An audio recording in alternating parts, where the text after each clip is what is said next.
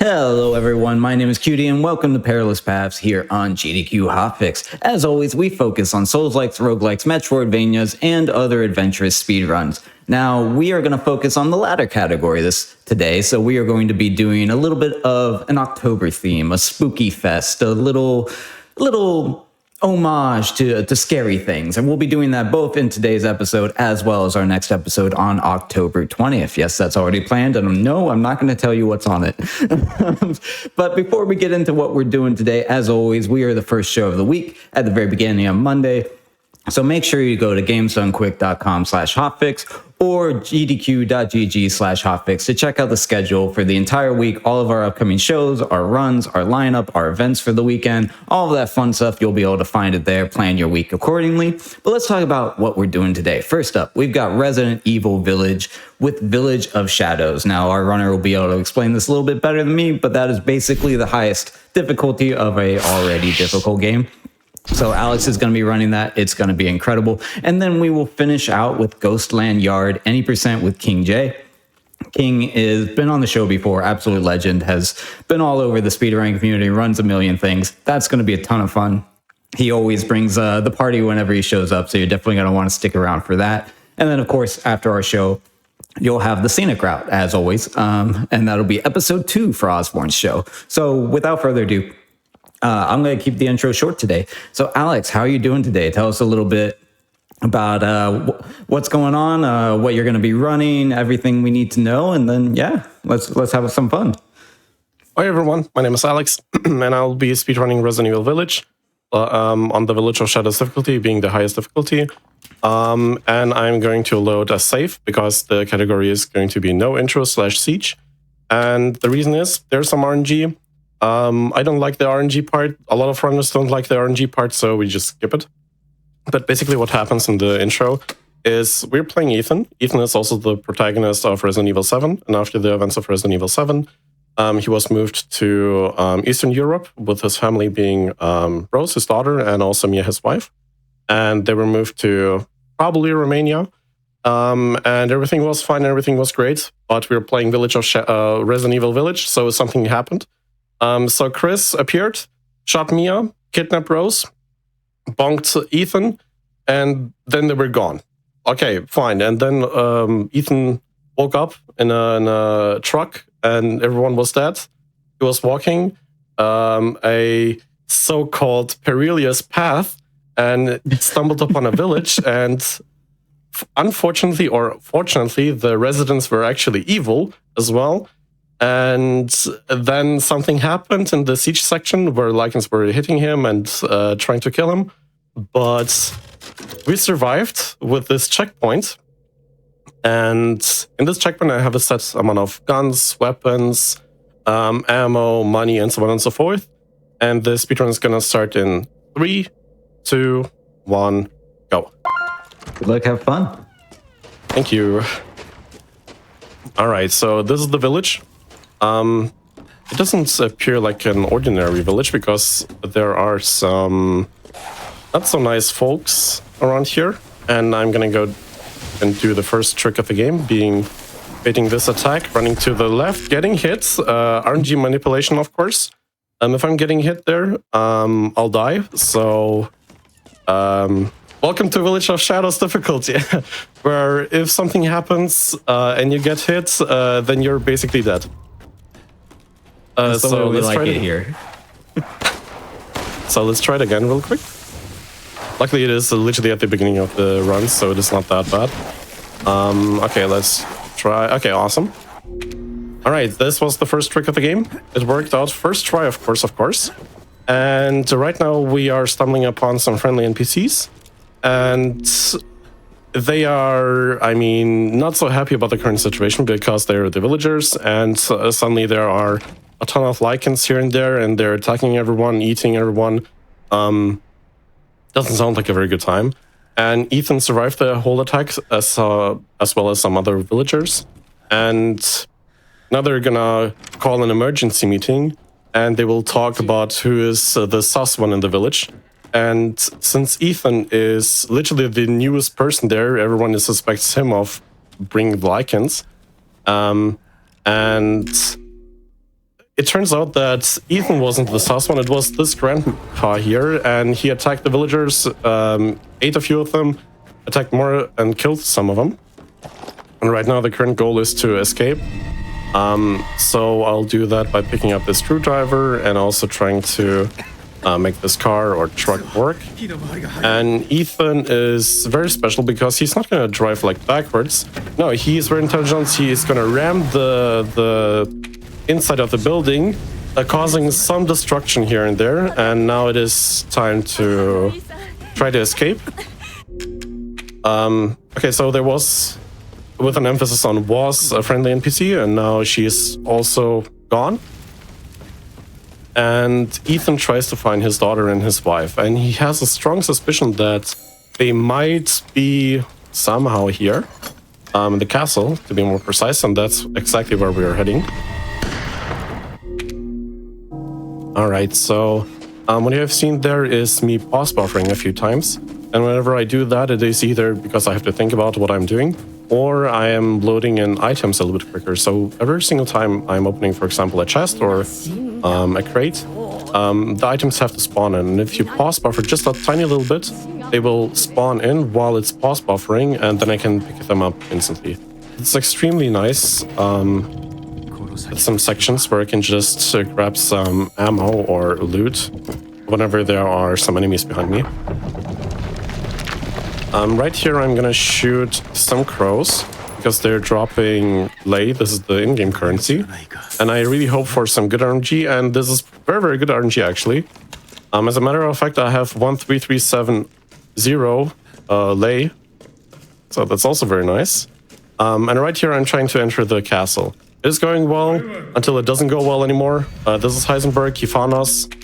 He captured us, and now they're discussing this whole scheme. So for example, you see all of the house lords in just a few seconds, and everyone has like ideas what to do with Ethan.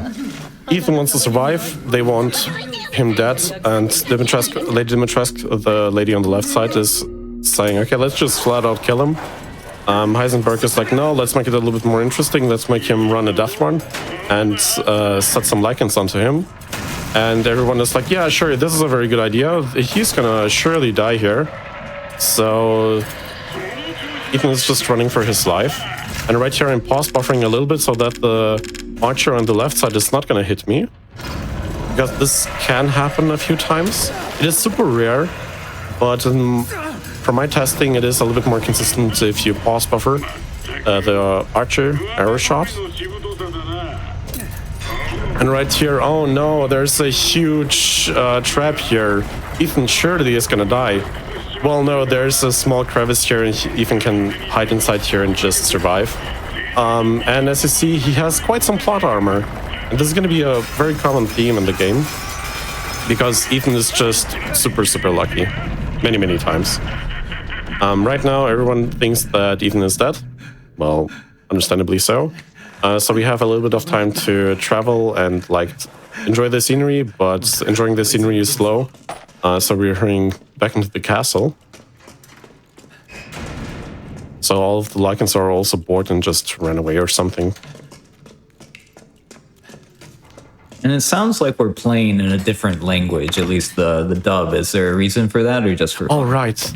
Yeah, thank you for pointing it out. Technically speaking, the language doesn't really matter. I have the game set to Japanese, and the reason is Japanese sounds a little bit faster, and I utilize this at two spots where I have the voice lines played a tiny little bit faster, and this is a prime example of the game being a little bit mean to me. This drop here just disappeared, so I have to reload the checkpoint real quick to shoot the crows again to drop me the lei that they want, that I need. There we go. And the two voice lines might save like at best like 0.1 seconds, but just feels a little bit faster, so I just go for it. This is Duke. Duke is like the merchant of the game, and he's also the only friendly NPC left. So I'm buying some items. I upgrade my shotgun. The power of the shotgun, so it will hit a little bit stronger. and I bought some shotgun shells as well as a recipe to craft more mines. This is going to be very important for the first mini-boss, which I will talk about a little bit later. So right here, I entered the castle, and lore-wise, Ethan is searching everywhere for Rose, doesn't find her, and then eventually he will stumble upon this room. And as a warning, this scene is going to be very gruesome, because Ethan's hands are going to be sliced open by some scythes. So if you do not want to see it, just look away right now, and I'll let you know whenever you can see again, or watch again. Just look away. And so Ethan got captured, like, or I don't know which, or how many times he has gotten captured. But they think, yeah, surely this is a very good idea to let him hang out by himself. Because it worked out so well with Heisenberg, and everyone was like, yeah, great idea, great idea. So they went away preparing some stuff. And Ethan, being very lucky because there's some Super WD-40 next to him, you just pour it onto his hands and then they will just heal. There's an actual reason for it, and I'll talk about it at the end of the game. So right here, I'm just pause buffering a little bit until there's like this circle shining, and then I can reset the checkpoint. And by resetting the checkpoint, I teleported myself a little bit further or closer to the door. And I also turned myself, so it is saving quite some time. Being like half a second. It all adds up, though, over the course of a 2-hour run, every half second. Yes. So everyone thinks that Ethan is just hanging out. Oh, by the way, you can look again. So right here, I'm inspecting this ring to get the eye out of the ring. And I will use that on a door. Alright, I'm just checking. Everything is reloaded, everything is set. And I'm shooting some crystals here and there over the whole run. And the reason being is I can just sell them to the Duke. And they give a lot of money, and I need all of the money that I can have. Because the damage of the guns is not very high on this difficulty. So I need to utilize every single piece of ammo and also utility that I have. Bella found Ethan, and everything is ready to kill me again. So I have to escape, and I will be doing something that is called dropping into the basement, which is going also to be a very common theme in the game. Because in the intro section, Ethan was pushed once into the basement. Then I jumped down into the basement earlier, whenever there was like this last trap. And now I'm in the basement again. I shot a crystal to pick up, then I'll shoot this lantern, lamp, whatever, to solve this very difficult puzzle by shooting this onto this and this. And this will open a secret door, a passage. And right now I'm on my way to the first mini-boss, who is going to be Bella, Dimitrescu. Lore-wise, they are said to be sisters. Like, there are 3 Dimitrescu sisters, and also Alkina Dimitrescu being the mother of them. But in reality, they're not even related to each other. I'm focusing... Oh, okay, this is very good RNG. Lore-wise, they are not really siblings. They're just random, quote-unquote, witches from the neighborhood. And they got captured by Mother Miranda. They have gotten... Mother Miranda is like the final boss of the game. And she has done a lot of experiments on humans. And one of them, or a few of them, were the Dimitrescu sisters and Alkina Dimitrescu. And right here, I let this cutscene run for a reason. So Bella has some special interactions. So whenever I'm skipping the cutscene like this, she's going to have a random attack animations. She can either jump on me, she can like do a sidestep, whatever. And whenever I play this cutscene out, she's always going to go to the left or right, and then I can utilize that to fight her a little bit more optimal. Right here, I'm just placing down some mines, shoot her a few times, and that was the first mini-boss of the game. And right now, I'm just trying to survive and not die. Okay, awesome. I shot her during this crystallization animation. And if I shoot her, she will break, and that will create a new checkpoint that I reset, and I can utilize that to teleport the enemies away from me and also pick up the treasure that she dropped, as well as heal myself real quick. So overall, pretty good. And also in the basement, earlier I found some shotgun shells, which is really, really good. Like, I will need that really badly later. This is a small upgrade for the pistol so that I will do more damage. I enjoy the fact that that boss uses mines, because chat doesn't know this, but you actually warmed up for this game by playing Minesweeper. So I like that there's an unintentional crossover with the boss fight and your warm-up routine. That's actually true. So the reason being, in Minesweeper, the bombs one-shot you, but in Village of Shadow, or like in this game, you cannot one-shot them on this difficulty, so you need 2 bombs, actually 3 and a few pistol shots to kill her Bella. And right here, this is the one reason why I have the game on Japanese, because the voice line has to be played by Daniela, so that I can run past her if I stand at a certain location. And like I said, it just feels a little bit faster if I have it on Japanese. It's probably nothing, but hey, placebo works. Right, there is Lady Dimitrescu. And she's not going to be too happy about the fact that Bella's already gone, as you will hear in just a moment. Not my bad, respectfully. Right here, there's another puzzle where I will set up the statues in a certain order so that another secret passage is revealed. And there's a... this, you can interact with this. I just forgot what it's called in English. Like a table, a tablet. And there's some riddles, and the riddles reveal the position, but you have to read it a few times and then try a few things out, and it might work eventually. But this is like the 3rd, 4th time, I'm not sure, time that we are in the basement, and I'm shooting those guys whenever they're in the water. So whenever they're rising and I shoot them, their hitbox is still going to be in the water, and then I can just run over them. Hold on, I will explain what I just did there. Alright, so I swapped my FPS from 120 to 30 so that the hitboxes of Ethan and also of the enemies are going to be reduced a tiny little bit, and I will utilize that to squeeze by enemies a little bit easier. And this is going to enable some very cool tricks later in the game. Alright, so Lady Dimitrescu is still a little bit mad at us that we killed her daughter. So, and we escaped the basement. Lady Dimitrescu didn't like it, and then she threw us in another basement again. So we're trying to escape the 6th basement or whatever, and by that we have to find an elevator shaft. Alright, so right here I am pulling this lever. Wait until this thing appears again, or this circle. Then I can restart the checkpoint, and the door is magically open, and I can just full sprint.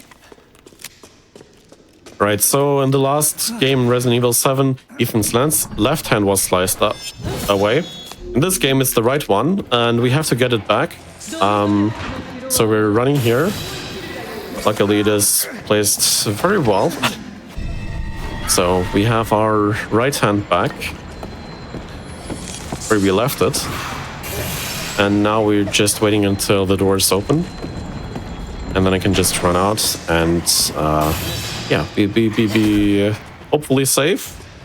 Yeah, she's very far away, so all good.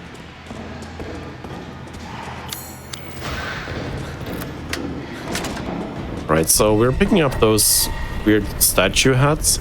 The reason is that the castle is in lockdown mode, quote unquote, and we have to find a certain amount of statue hats being poor to unlock this safety feature or mode.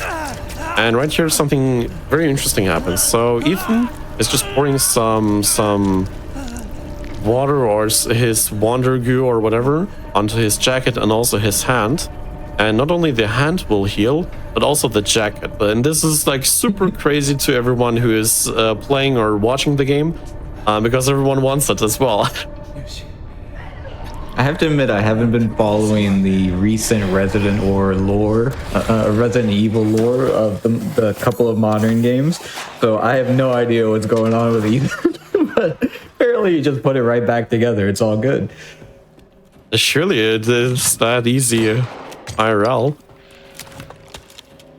All right, so there's going to be another puzzle, the piano puzzle, and we have to play a song.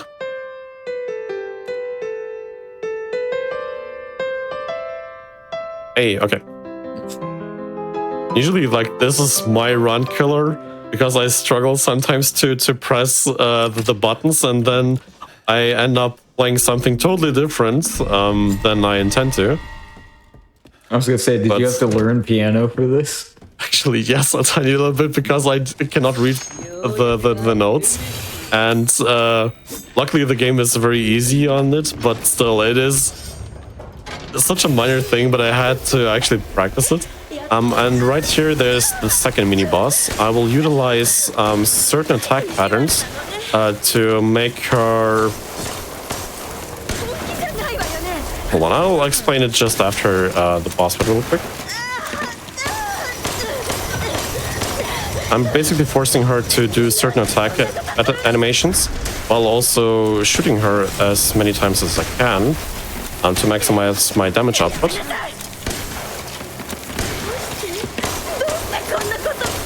Hello and goodbye. That was really good, by the way. I'm very happy about that. I feel like the next time I have an insect problem, I'm gonna pull out a shotgun. It just seems to work. It just works. Alright, I don't really need the money from Daniela because I'm pretty set up. So I'm just sprinting through here. I had to shoot a certain amount of bells to open another secret passage in the castle. And right now I'm on the way to the third and last mini-boss of the castle, being Cassandra.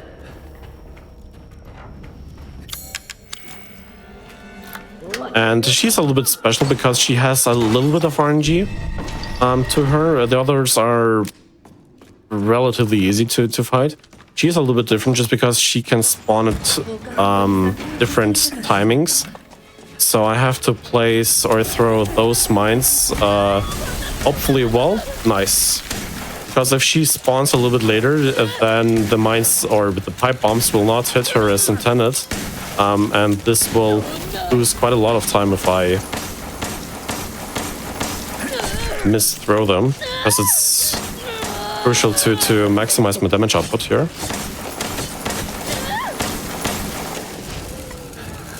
Hey, Cassandra.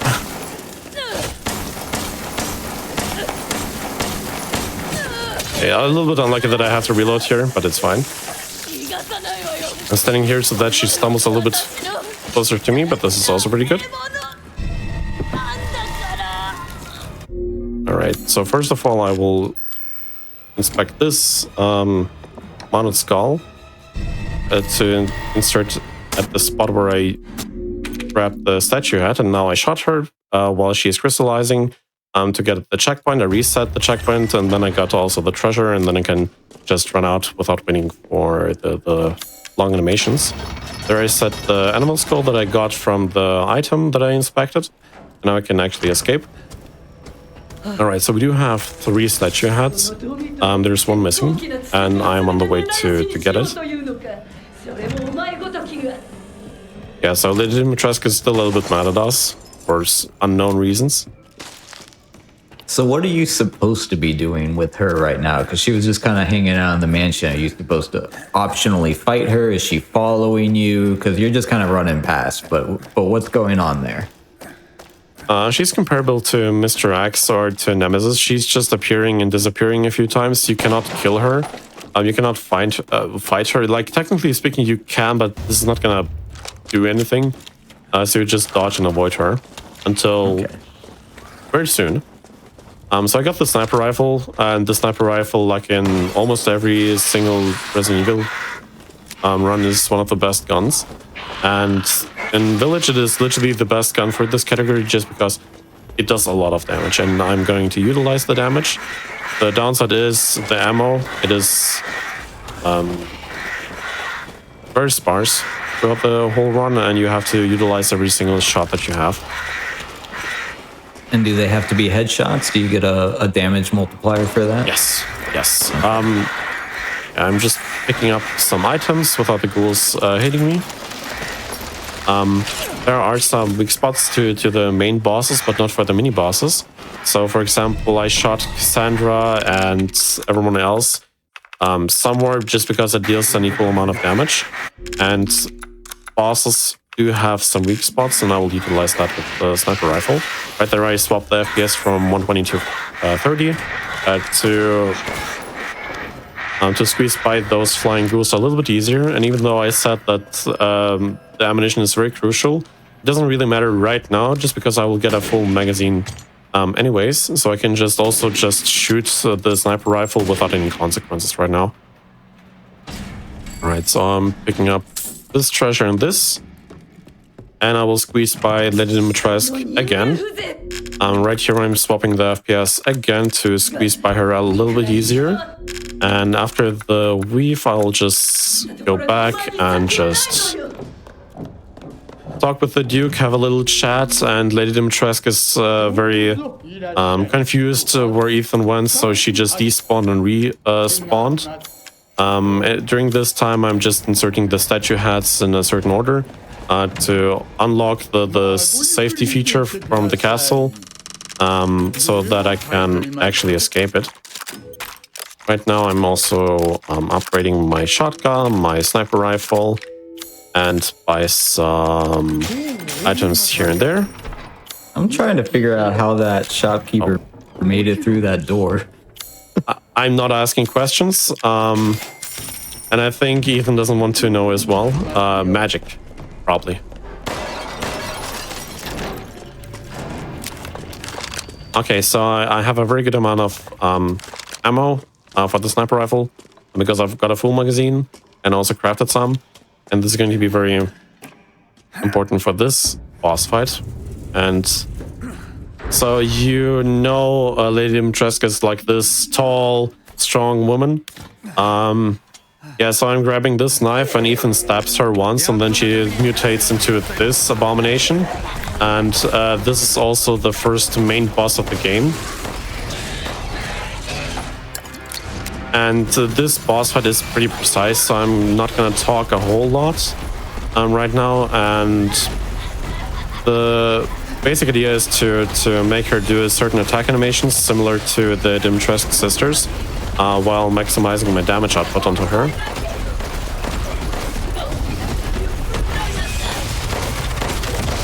She's destroying those arches, and so while she's doing those animations, I'm just shooting her with a pistol. The reason why I shoot her with a pistol right now is just because there's a certain damage threshold that I have to reach, that is 7000 HP, and after that I can deal quote-unquote a normal amount of damage. So there's going to be an HP check just now, and now I can actually fight her properly. And for that I will also use the sniper rifle, the shotgun, and everything that I have at my disposal. Alright, so I have to focus a little bit here. I'm getting hit by those flies on purpose, so that, and then squeeze into the tower so that they despawn, and Lady Dimitrescu respawns again.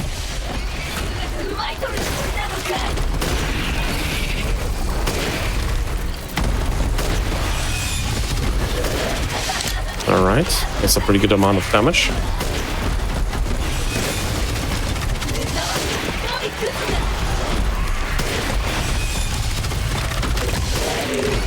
Oh, this was very close, actually.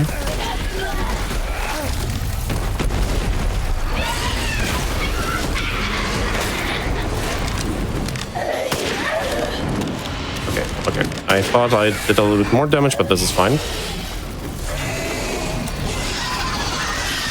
Okay, this was a so-called one cycle because she was on this wall only for one cycle. A two cycle would be she would do this animation, then land on the tower again, and now she'll just hunt us throughout the tower here and try to kill us. But it's not gonna happen. So right here, there's another damage threshold, which I have to reach first, and then I can actually start the second stage of the boss fight. I'm not gonna lie, I'm incredibly stressed right now. Now, this was the chill part. This is the stress part. So I'm standing on the left side, and Lady Dimitrescu is like, yeah, he's on the left side. Let's fight him here there. And Ethan is a sneaky boy. He's just standing then on the right side, and then I can just shoot her weak spot, being her torso. And yeah, she is falling for this same trick all over and over again, and it just works. And this was Lady Dimitrescu. I don't think I wasn't ready for this to become Bloodborne with guns. That was coming. She does look like a boss from there. Yeah, you're right. And also, I'm just wondering, is this a gold split? Ooh. Almost. Okay, almost. So Ethan picked up a canister with a weird yellow liquid in it. Insert jokes here, please. And right now, Ethan can't read apparently as well, so we have to visit the Duke so that he can read what is standing there. And remember the mission of saving Rose? So he didn't find Rose in the castle. So he doesn't have a real clue on where to search else in the village. So we have to ask the Duke. And we just picked up a key.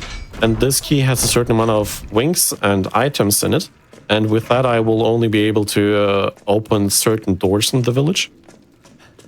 But Ethan doesn't know it yet. Ethan is going to ask Duke about it as well. And he's going to explain it that every house lord, so every main boss of the game, has a pair of wings or like attachment to the key that we got for some odd reason. And we have to get them in a certain order. And we will also get another canister with a weird yellow liquid. It's another joke here. And right now I'm just running to Duke without getting hit, ideally. With like everything in the world screaming at you. They're just cheering for me. Go, Ethan, go.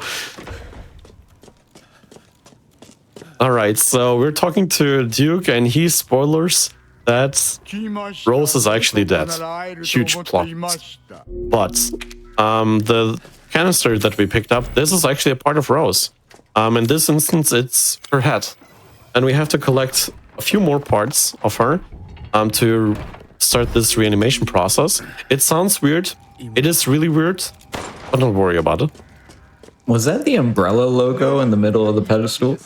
Yes, and I was about to talk about it as well later on.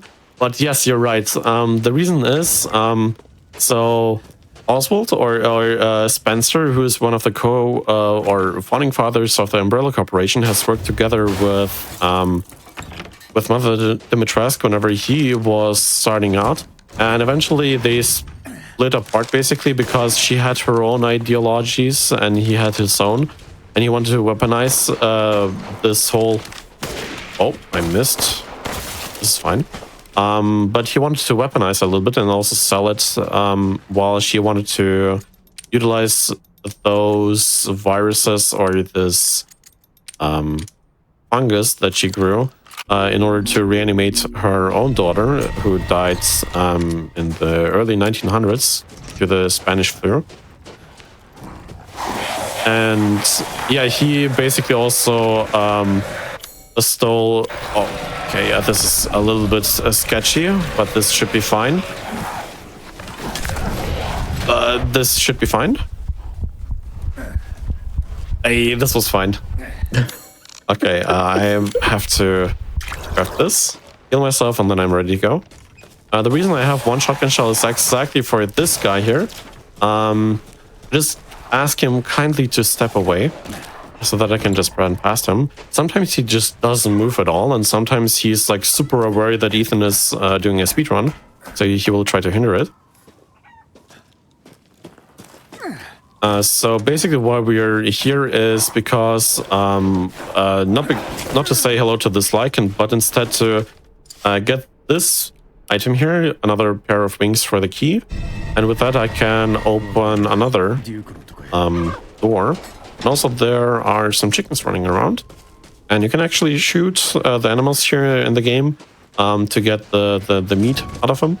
And then you can increase your HP, for example, by the Duke. But on this difficulty, it doesn't really do a lot because you're almost one-shot anyways. So right.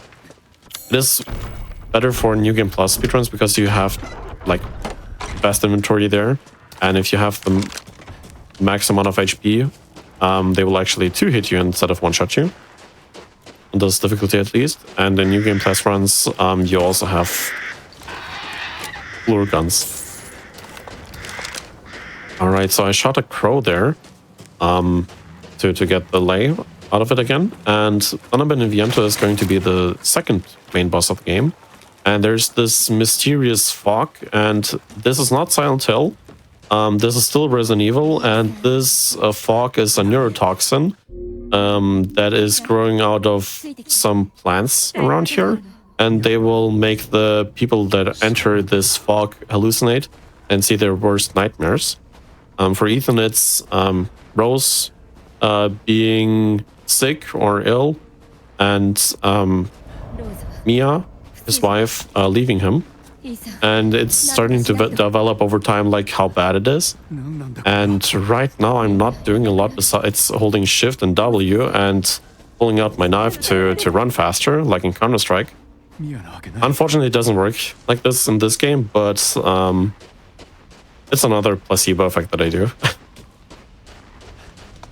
Alright, so in a few seconds we have a very, very exciting elevator ride where literally nothing happens. So I think this is going to be the best time to maybe do a quick announcement. Yeah, we've always got plenty of announcements here. Let's see, what do we got?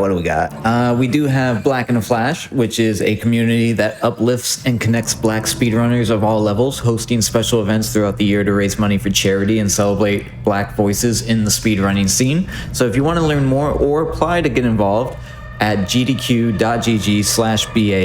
and follow at blackinaflash.bsky.social on Blue Sky for the latest updates. And some of you may know that we have been taking submissions for AGDQ because Awesome Games Done Quick 2026 will be live from Pittsburgh, Pennsylvania from January 4th to 10th, and registration is currently open, so be sure to register if you want to experience the event in person.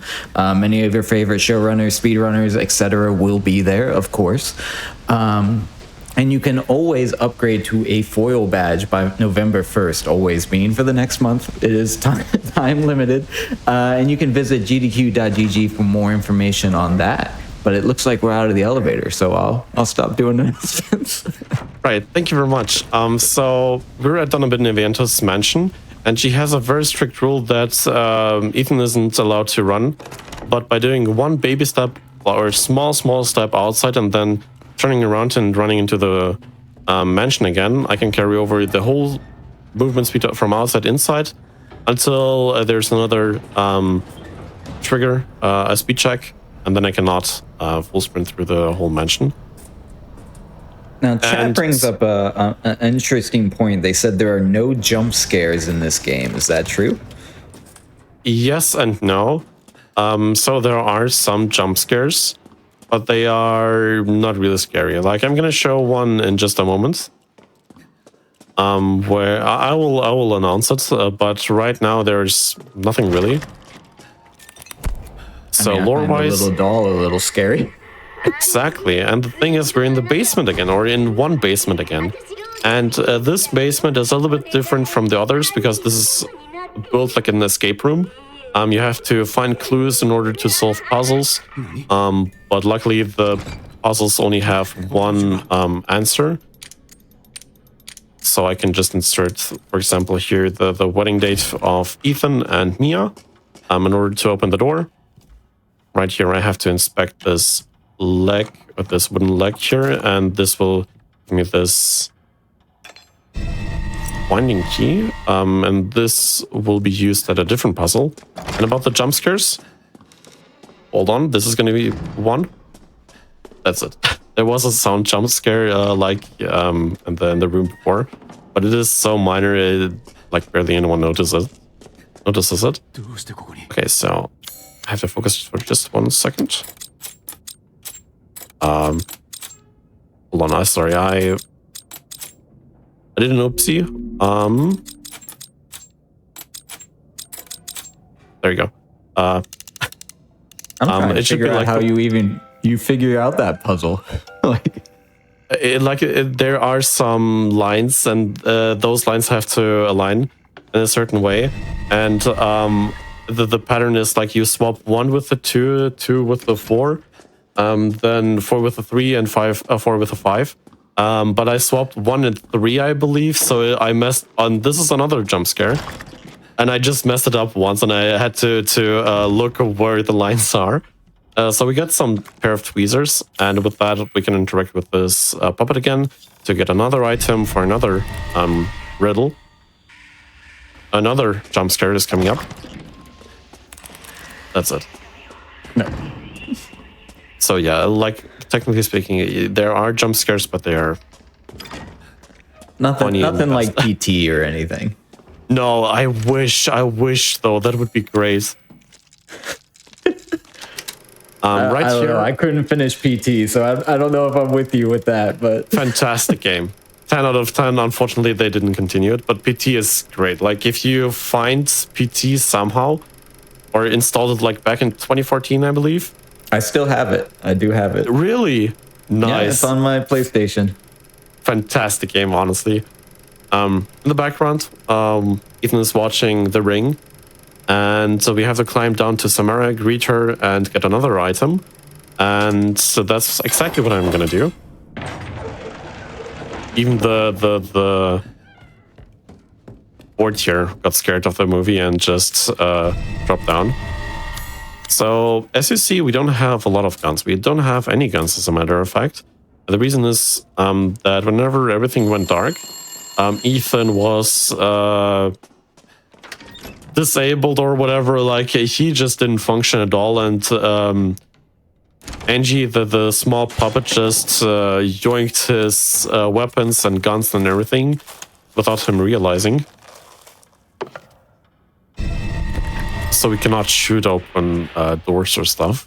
That'd be kind of funny, though. Like if I cannot figure out a puzzle, I just grab my shotgun and just open the door that way. I like how we had to do all of that to get a pair of scissors. We totally couldn't have unwrapped the gauze. No, it's impossible. Like, Ethan is not very smart in the game. As well as whenever I was getting the jack handle for the tractor, it would have been better to climb just through the tractor, right? But he needed to lift it up, crawl under it, getting hit by some lichens, and then he moved on. So we said hello, Samara, and bye, Samara. And I mentioned before that one of Ethan's nightmares is Rose being sick. How this looks like is going to be shown in just a few moments. I'm getting PT flashbacks, speaking of which, from that baby crying. I know exactly what you mean, and I agree. And I think it's hilarious that there are some similarities between PT and also Village. Because I believe that there's also one direct reference somewhere in this room to PT. I'm not sure where it is, but if I remember, I can maybe show it afterwards. But I was running towards the baby, right? And there was a certain spot where I had to trigger the baby to follow and try to kill me, so that it will leave this breaker box unguarded. And I want to check it and activate the power again, but there was a relief of a child, and I have to use that item to open another door so that I can actually escape this. place. So we will meet Rose in just a few seconds. Ta-da! This is Rose, but a little bit sick. She's a mutant baby boss who will one-shot eat Ethan. In the casual playthrough, you would need to hide beneath beds, hide in closets, or try to dodge the attacks of Rose. But right now I will do something pretty fancy. I'm gonna first make her spawn.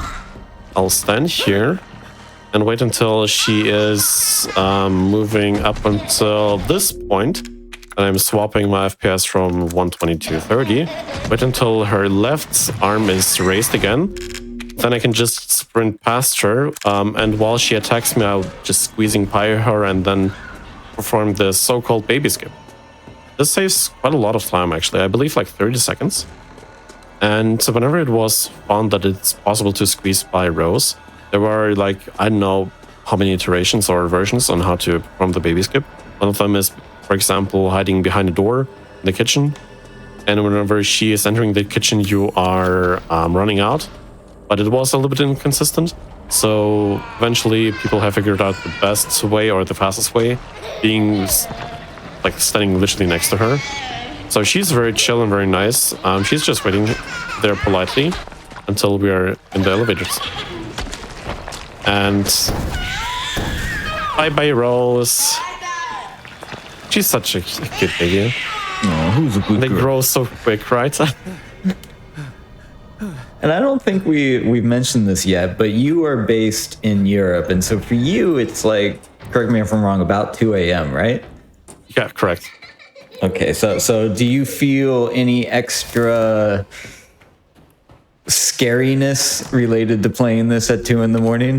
We're going like full on Halloween type thing for you, or you're just chill with it because you've done this hundreds of times? I'm pretty chill. Something that scares me more than the jump scares is bad RNG in this game.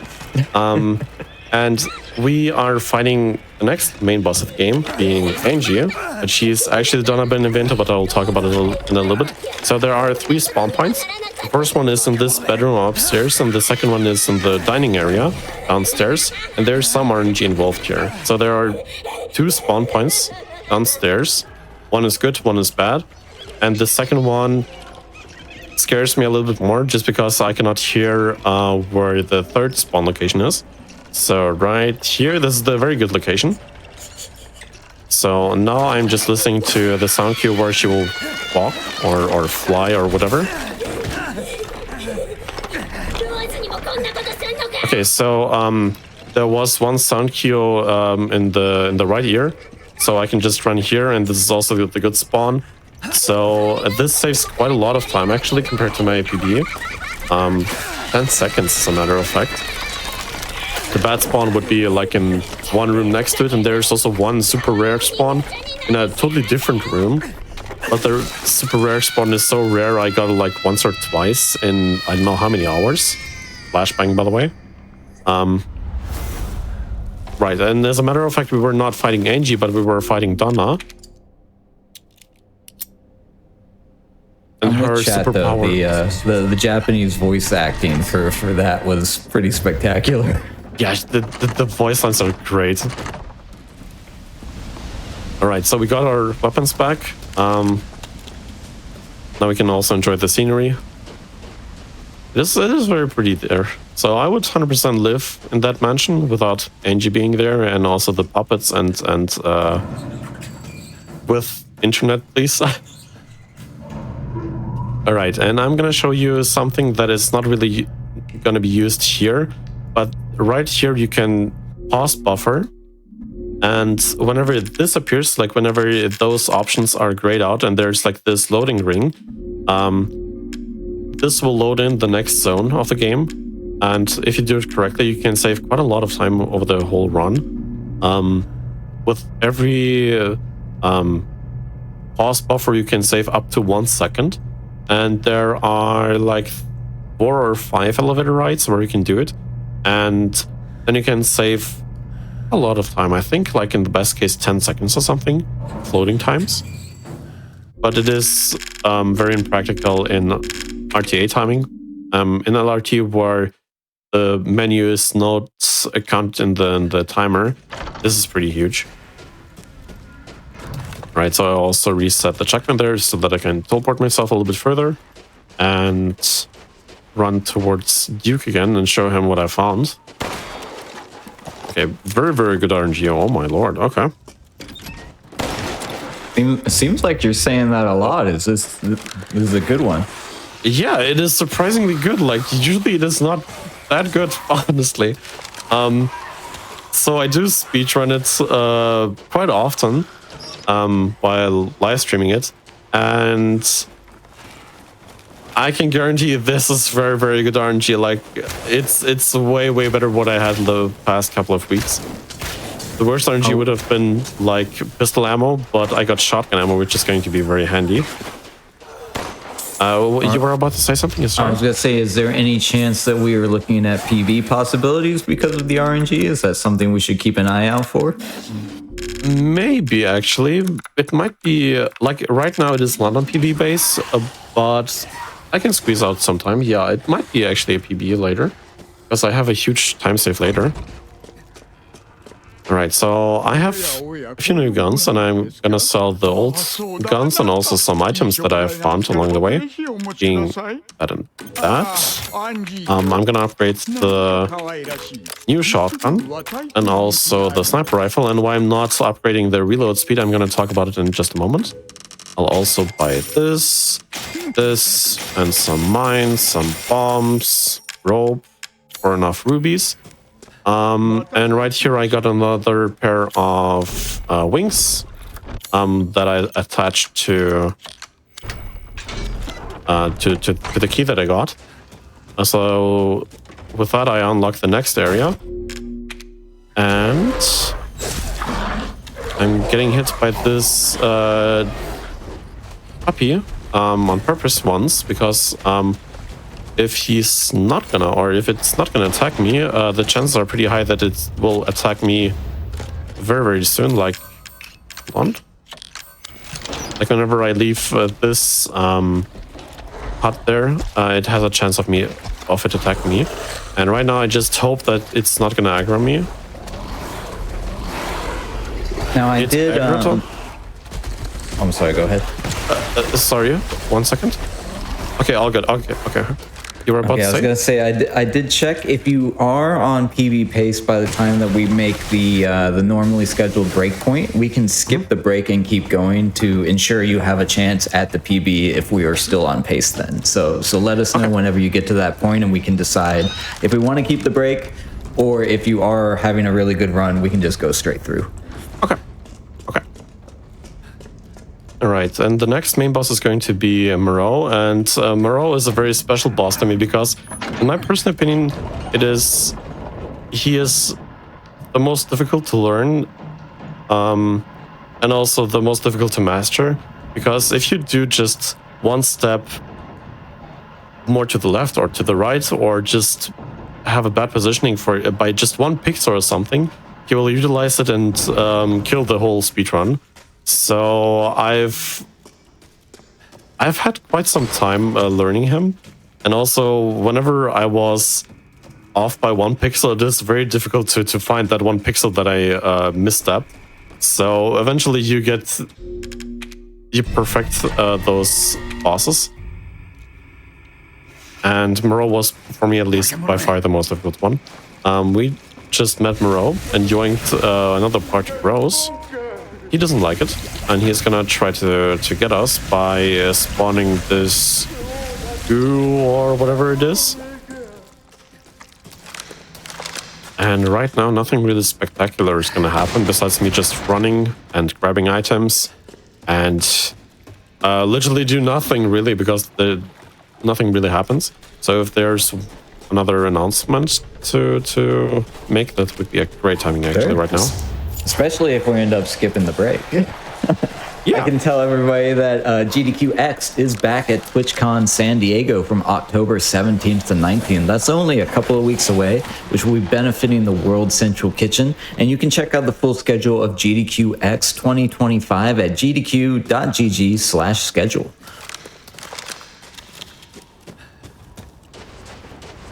All right, so I grab the boat key.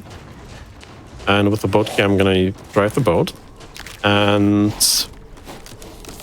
the reason why I'll drive the boat is the entrance where we entered.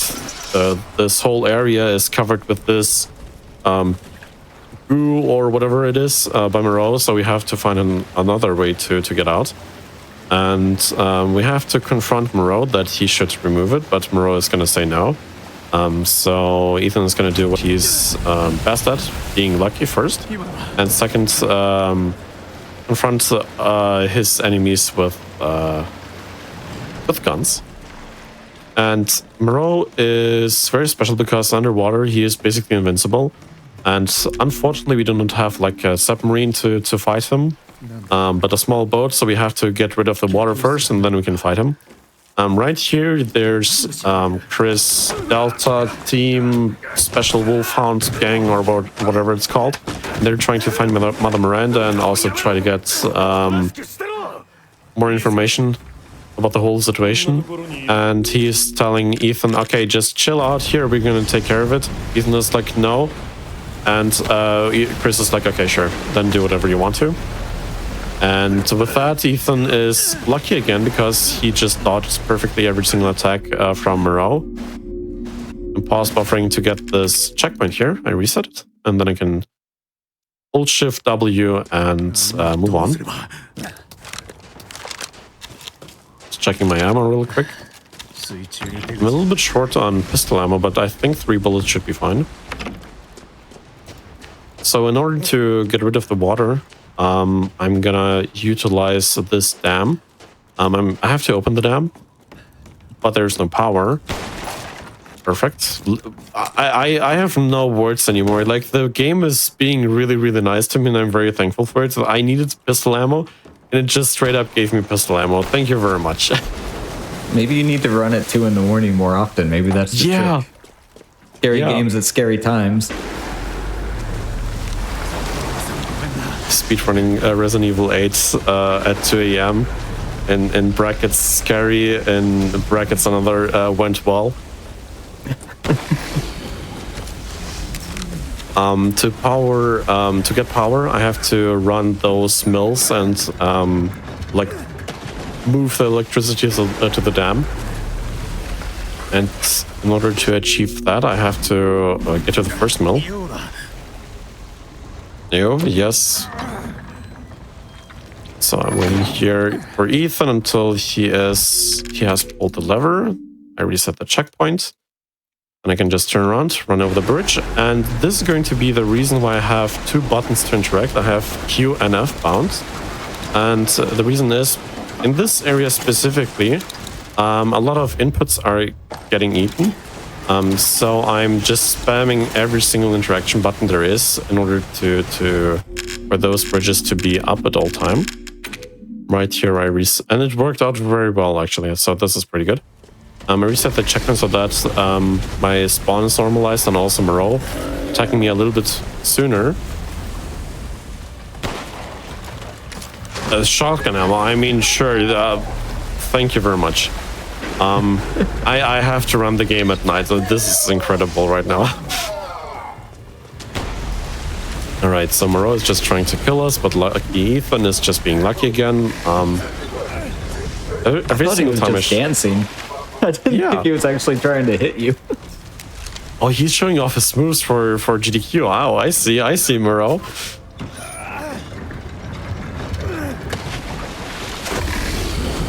Tell Moreau that the submission period ended yesterday, unfortunately. So.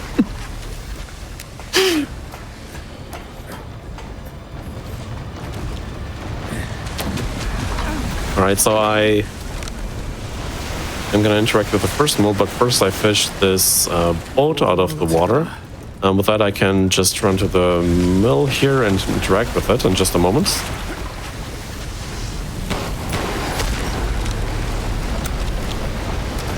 Okay, oh, by the way, I forgot to tell about this, or to talk about this. So the reason why I have upgraded my sniper rifle besides the reload speed is every single time I shoot the sniper rifle and reload, I can just right-click in order to scope in. And then it's gonna cancel the animation, so it is way quicker to just let the animation run and then cancel it at a certain point. And yeah, so there's no need to invest into reload speed. And also the reason why I have usually like only one shotgun shell in the shotgun is for animation canceling. So whenever I have only one and shoot it and spam the shoot button, Ethan is going to reload the shotgun a little bit quicker. And here's another reason why Ethan is a little bit luckier than the average person, because yeah, I usually say that Ethan has a lot of plot armor, like in an anime, and yeah, this just shows why. Alright, so Moreau is going to be the next main boss, and like I said, Moreau is extremely precise and also very difficult, because he has 26,000 HP. In comparison, Lady Dimitrescu had 9,000 HP, and this is almost 3 times as much. So I have to utilize every single ounce of bullets and ammunition that I have. But I will also utilize the explosives, because the explosives are one of the few things that do a lot of damage. So the dam is opened, and Moreau is going to be vulnerable. Let's check that everything is reloaded properly. We might get a speed boost here as well. A small one, pretty good.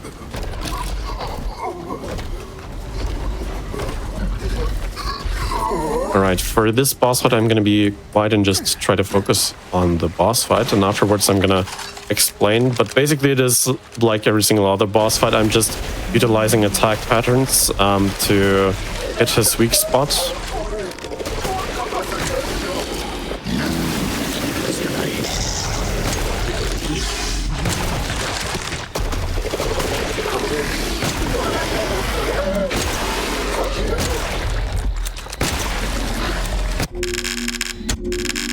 Right here, I'm just swapping my FPS again to squeeze by him a little bit easier.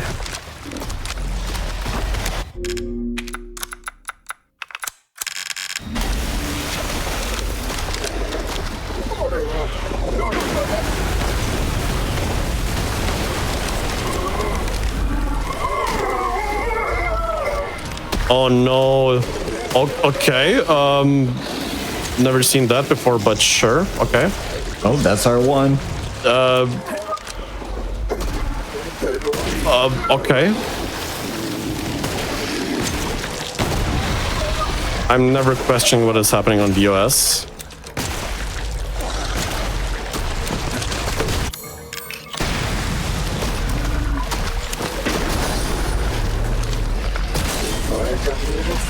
So Moreau doesn't really like the spicy candy that I threw.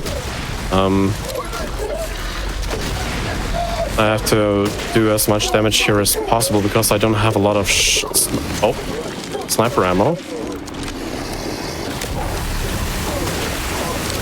These subtitled lines are wild. You're the reason my mother doesn't love me. Yeah, he's brutal with those voice lines, yeah.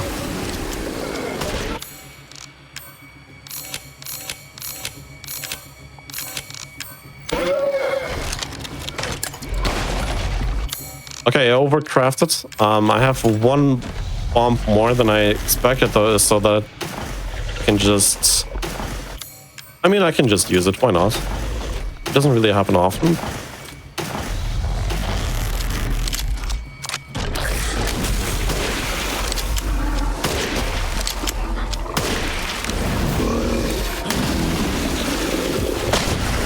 Awesome. Okay, so I one-shot him with the mines because his weak spot was exposed, and the mines I was standing on top of exploded and his weak spot was hit, as well as the barrel next to him. But the thing is, it also killed me almost, so I'm at 1 HP and I have to heal. And about PB pace, I'm roughly 20 seconds behind, so the chances of a PB is not very high, so we can take a break. Okay. Yeah, no worries. So Chat, anytime we have a run that's a little bit over about an hour 10, hour 20 or so, we want to make sure that we give everyone, including the runners, us in the studio, you at home, a chance to stand up, stretch your legs, go to the bathroom, grab some food, anything and everything that you might need. So we are going to take a very quick break, just a couple of minutes. We'll be right back with the end of this incredible RNG favored run of Resident Evil Village. So don't go anywhere. We'll be just right back.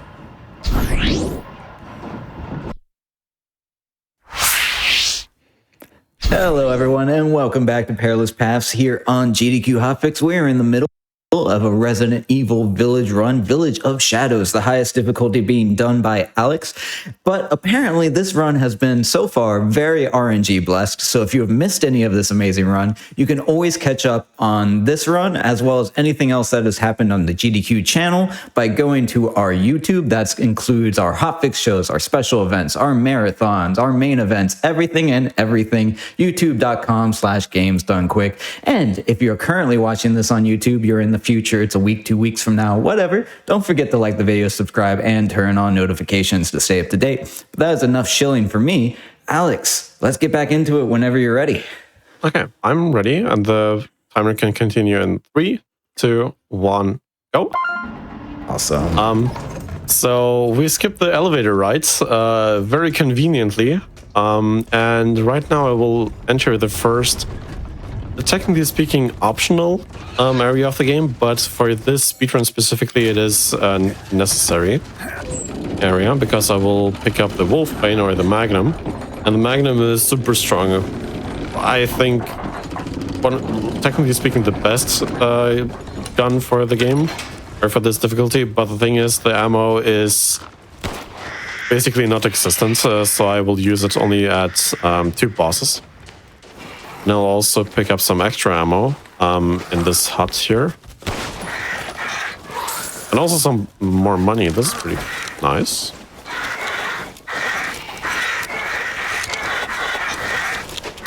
And just checking the ammo and everything, how good we are standing, and it is very, very good. Okay, hello, Lycan. I'm just asking him very kindly to step out of the way to get the Wolfbane. And right now another puppy can spawn in, and he's right behind me. Okay, a puppy wants to play, but I cannot play. No time. Okay, this was super close. Okay, very, very good. So Ethan escaped the puppy. And right now we will move or walk a Perilous Path again. And it is set up by Heisenberg. And he understood that Ethan might not be the smartest guy. So he's setting up some waypoints so that Ethan 100% understands where to go. They're very subtle. You might miss them. But hey, we got it. And also the goats. Very nice. The literal goat. All right. So, and right now I'll perform a very difficult skip. So on the left side, there is another mini boss. But what I will do is I will just run to the right and skip it. I know, very, very impressive. It's basically a bullet sponge boss, and it doesn't serve anything. He doesn't drop anything good, so we just skip it. All right, so right here, the Lycan's Den. We're visiting Urias, and Urias. Okay, this is I don't know how to explain it, but like this RNG is insane right now. The one Lycan who usually charges at me just was standing there doing nothing, and the arrow just flew through me like I have no words anymore. Sure, okay, I take it. Shoot those guys with the barrel. If I kill one of them, 2 or 3 more are gonna spawn in. So it is very crucial to not kill them, but just to stagger them. There's another archer on the left side, which I will take care of. That. so that he doesn't jump across the gap here and body blocks me. There's one right behind me. But apparently he's also chilling, like, sure, okay. There's this one. Hello. He said hello back. I'm at 1 HP, so I have to see if I can actually heal myself or not. Apparently not, and they are right over there, so I will just heal really quick. If I died, that would have lost me like 2 minutes, I believe. So yeah, it is very important to survive that. But if I heal myself too often, then I cannot craft flashbangs later on. Speaking of, I think I forgot to buy the recipe for it. I have to check it out later. So right here I reset the checkpoint here again, so that my spawn is normalized, and also the upcoming spawns are a little bit delayed. Being for that giant or big lichen, then there's this one. I'll just run past every single one of them. Yeah, I have to get the flashbang recipe. It's not too big of a time loss, it's fine. Right, so I got more sniper ammo. Everything is reloaded. Good RNG again, because one lichen didn't spawn, so that I can just run past everyone. No words anymore.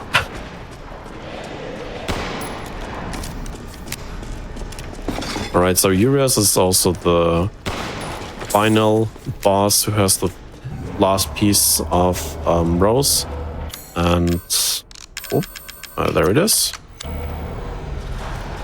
We will of course ask him very kindly to hand it over. And Ethan's arguments are Magnum and also the sniper rifle and also some grenades. And I like Urias how you is called like, them arguments. are they not? You're like, I'll ask nicely. Here's my 3 bullet point plan, literal bullet point plan. I see what you did there. Yeah. So right here, this boss is pretty, like, it is not super difficult, but if I miss one single shot, I have to reset. And if I do not hit a headshot, then I have to also reset.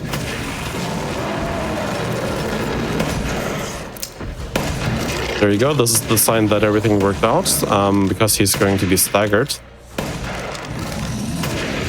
Perfect amount of damage as well. I'm standing right in this corner so that he will always pick up this pillar there, giving me enough time to grab some pipe bombs, while also massaging his head there.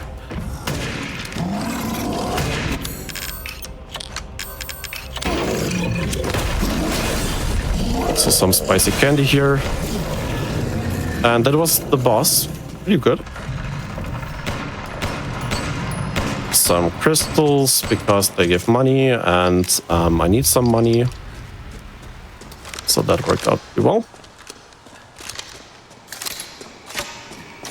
Right, so this is the final piece of Rose. Ethan is gonna talk with Heisenberg by just yelling at a TV.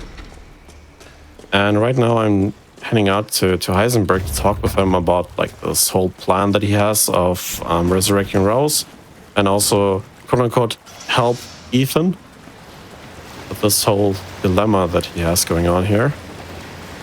Are you driving the boat right now? Yes. Oh, okay. And this is actually a perfect timing for another announcement if there's one. Sure. Why not? I me figure out what I haven't done yet.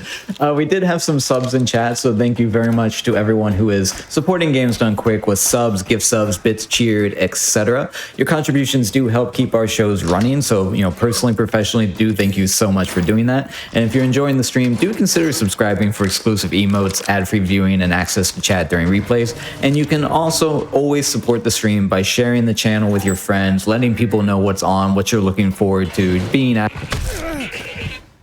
in the community, in the Discord. Anything and everything does help us out so much. So thank you everyone who is contributing and supporting the show with subs and whatnot. We appreciate you. Thank you. All right, so we're back at the Duke. And right here we will just insert every single piece of roast that we have gotten. I'm just spamming my interaction buttons and also my left button, my other third interaction button.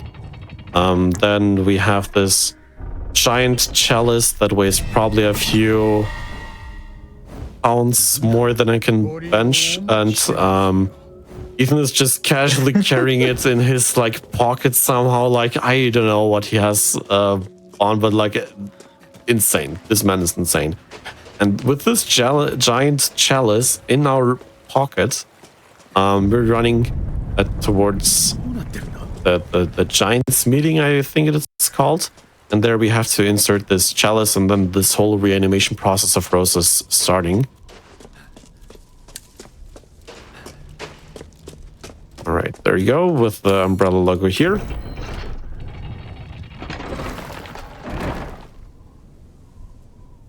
So this will just start the reanimation process and also opens the gate for the path to Heisenberg.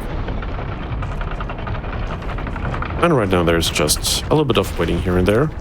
You can technically pause buffer starting from now, but like I said, it is such a small time save in LRT, but a time loss in RTA, so just don't do it. I have a very good amount of ammunition. The only thing that I forgot is flashbangs, but I will buy it in the factory. So Heisenberg wants to speak with Ethan about Rose, and oh my lord, language. And he wants to talk with him, right? So he wants to give him an offer that he cannot refuse. But Ethan is going to be like, I know. So the negotiations are going to be pretty short, actually. So first of all, we'll pick up this right here, or later. And as you have seen, every boss has its own quirks. Urias, for example, is the boss of the Lycans, because he can speak to them telepathically or something. Donna Beneviento is a puppet master. Lady Dimitrescu is a huge vampire dragon. And Heisenberg is pretty cool because he's literally a metal bender, and he has a huge factory where he is building a metal army against Mother Miranda. And so, like I said, the negotiations were short. And right now we're getting thrown into the basement of the factory. But Ethan likes the basements a lot, so we are going even deeper into the deeper levels of the basement. Being the 6th or 7th time, I believe. And maybe right here, they should have called it Resident Evil Basement instead, but that wouldn't have the 8 in it. The whole VII thing, but still. Oh, that would look so cool on a logo. Resident Evil Basement. All right, developers, you know what to do for number 9 or 10 or whichever one we're on. Resident Evil Basement, let's go. Okay, so since I don't have my... Okay, thank you guys. My flashbangs, I just tried to squeeze by them like that, and it worked out. Alright, so I have everything, then I'm gonna go to the Duke really quick.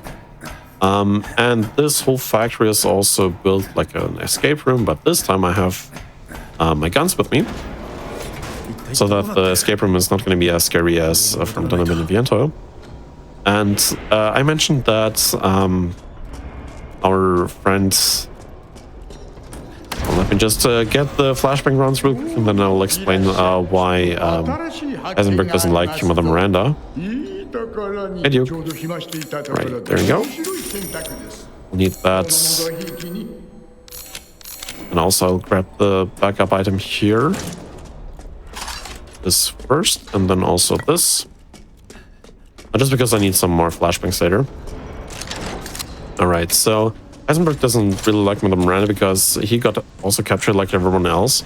And he was a human experiment that didn't forget everything of his past life. And he had a family, he had ambitions in his life, and Mother Miranda basically ripped him out of it. And he holds a very deep grudge against her. The thing is, Heisenberg is still evil and also a resident. And he tries to, in a village, and he tries to, like, get on top of the village, or gain more power, by just killing Mother Miranda. Okay, that those guys are not staggered is crazy, but okay, sure. I'll figure something out, surely. So right here I also pause buffered, so that I can pick up the item a little bit quicker. Okay,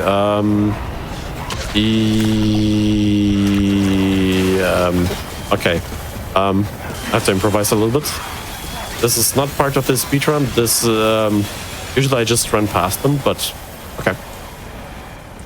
So we got the one mold here, and I put it inside the crucible so that I can craft another item, and with this item when I unlock another door, there's another mold, and eventually I'll get the key to get out of the factory here. And this guy just forgets about Ethan whenever I walk behind a certain corner. Then he just resets and thinks, yeah, surely he is just gone right now. Okay, so this is the most difficult part of the whole game, in my opinion, because if I die here, timings are going to be off for some item pickups. So I have to be very careful. Okay, I'll just take my sweet time here to not die, preferably. Okay, cool. Never seen that before as well. There's a second. Hitless. Nice. Yeah, that can be a whole nother category. I don't know if that's already in the extensions, but you could do Village of Shadows hitless. I'm just thinking about it, like, that would be crazy, actually. I kind of like it, though. Like, it sounds like, quote-unquote, fun. Quote-unquote. Pistol ammo, thank you very much, game. I cannot say, yeah, this sounds like a lot of fun because it's Village of Shadows. The game can be extremely mean to you. So, yeah, I'll 100% do that eventually. Like 100% now that you gave me the idea. Alright, so, and the ledge that or the corner piece that I meant is right here. I just run here. And they got de-aggroed on me. And then I can just run back, crouch, this, wait until this thing is here, pause buffer, get the item, and run away.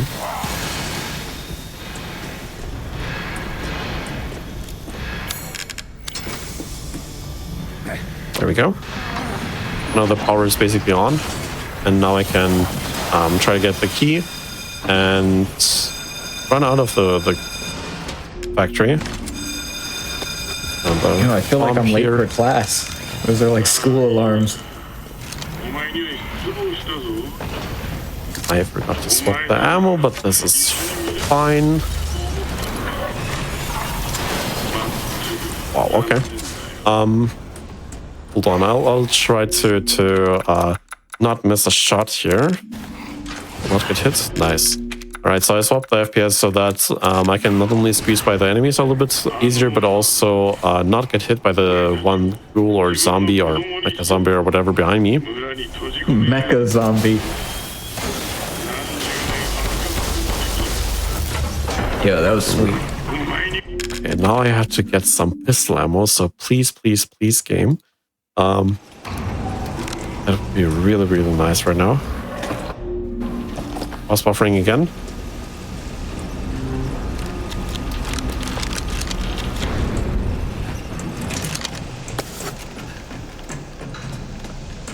I have to open this crates. This pistol ammo, I absolutely love this game. Did it work? Nice, it worked as well. So there's Sturm, the next mini boss of the game. But I cannot fight him right now because I have to run away. And I swap the FPS again to squeeze by the enemies a little bit easier.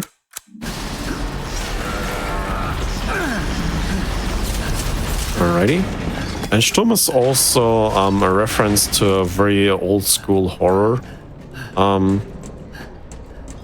villain. I think he was like Propeller Head or something. Pyramid Head? Silent Hill?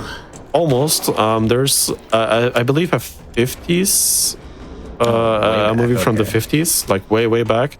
And he had like a giant propeller on his head, and he was like hunting down people by just sprinting towards them.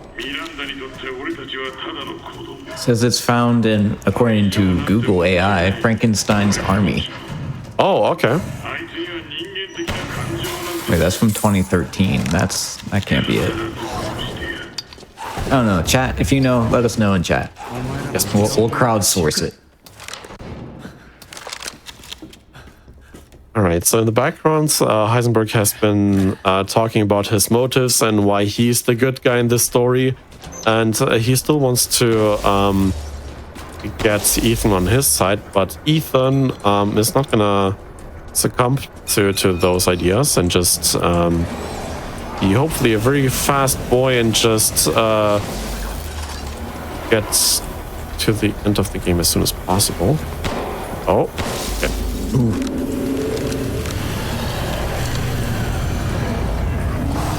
Okay, so this guy is right here. This is fine. But I now need... it's a mecha zombie with a jetpack?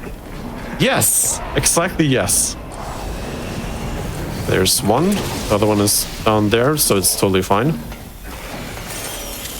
Okay, since I don't have any pistol ammo left, which is totally fine, the game has been very kind enough for me already, so I'm gonna use a sniper rifle shot very soon to get rid of a giant metal fan. Hold up. I'm gonna do a so-called pro gamer move. I will reset the checkpoint right over here, just to show how ridiculous some checkpoint saves are. I'm pause buffering here, get this checkpoint, I restart it, so that I can save like 3 steps, and I'm instantly in this animation. Like there are some very good ones, like in the Beneviento.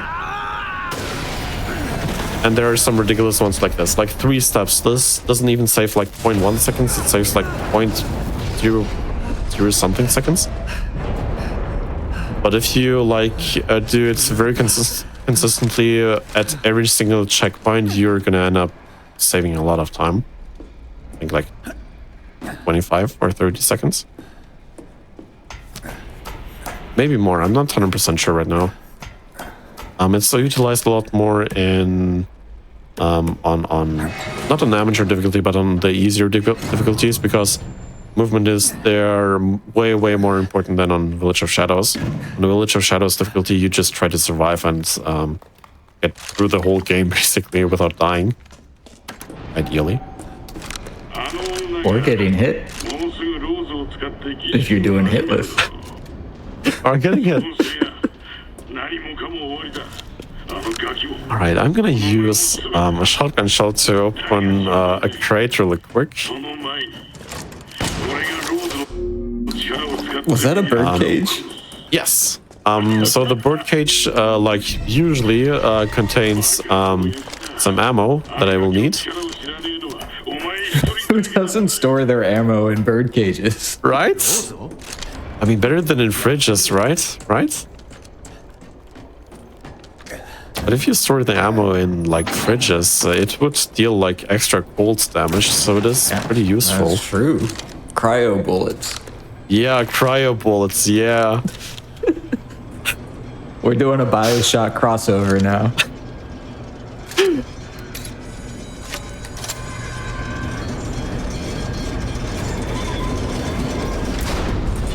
Hello. This guy's just everywhere.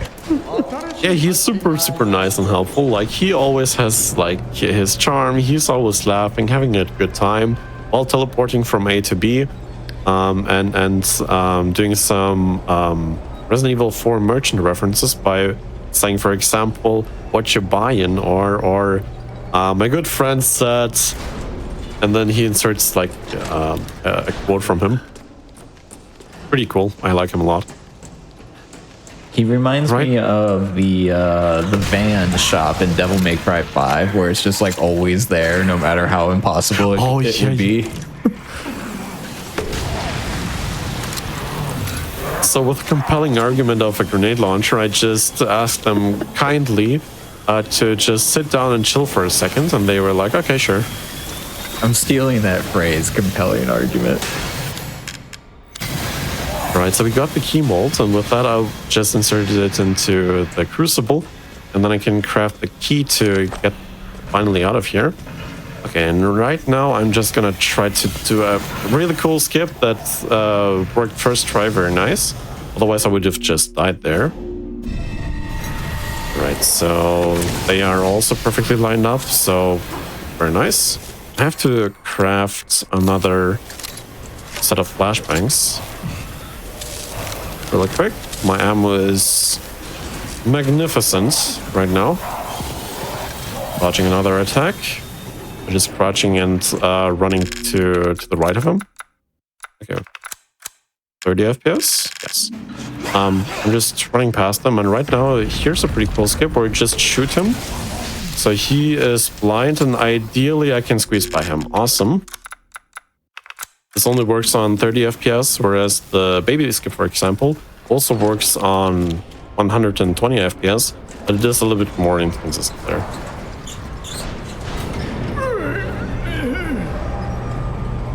Alright, so we're driving, or taking the elevator up again. And I will have to get rid of my beloved pistol that I don't have ammo anymore. And instead I will utilize the Magnum. So first of all, I'm buying this upgrade. Not this upgrade. I'm not sure what I clicked, but I misclicked and I have to restart because I really need that extended mag. Okay, okay, this is my bad. I misclicked somehow and I have to do this section again really quick. And I misclicked again. This is all part of the RNG manipulation for later, for sure. This is not me messing up anything. But technically speaking, I could also load a save point right now. What do you think, Goody? Well, how far back are you from the reset? Like 2 minutes, roughly? Oh, that's fine. You can rerun it. Okay. I have seen, for reference, we have roguelikes on this channel. We have Soulslikes. I have seen far worse than a 2-minute time loss. Do not worry. Okay. Okay. Plus, we gave you so much great RNG with our OBS package that we sent you that you have a little spare time. Yeah, exactly. All right, so we're doing the same stuff again. So right now I'm also gonna try to squeeze by him a second time easily. Nice. This might look easy, but it is. I can assure you this is not very easy, this skip. Like, if you get hit there, you lose even more time. I have to craft this really quick.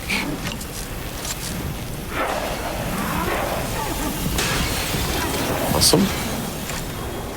Well, as we're doing the run back, I can let people know that if you are looking to get more involved with GDQ and the community, whatever that form might look like to you, you can always join the official Games Done Quick Discord and add the Hotfix role to stay in the loop on upcoming events, chat with staff, and more. So use !Discord, which I can throw into the chat, and that will give you an invite and some more information on how to join the Discord.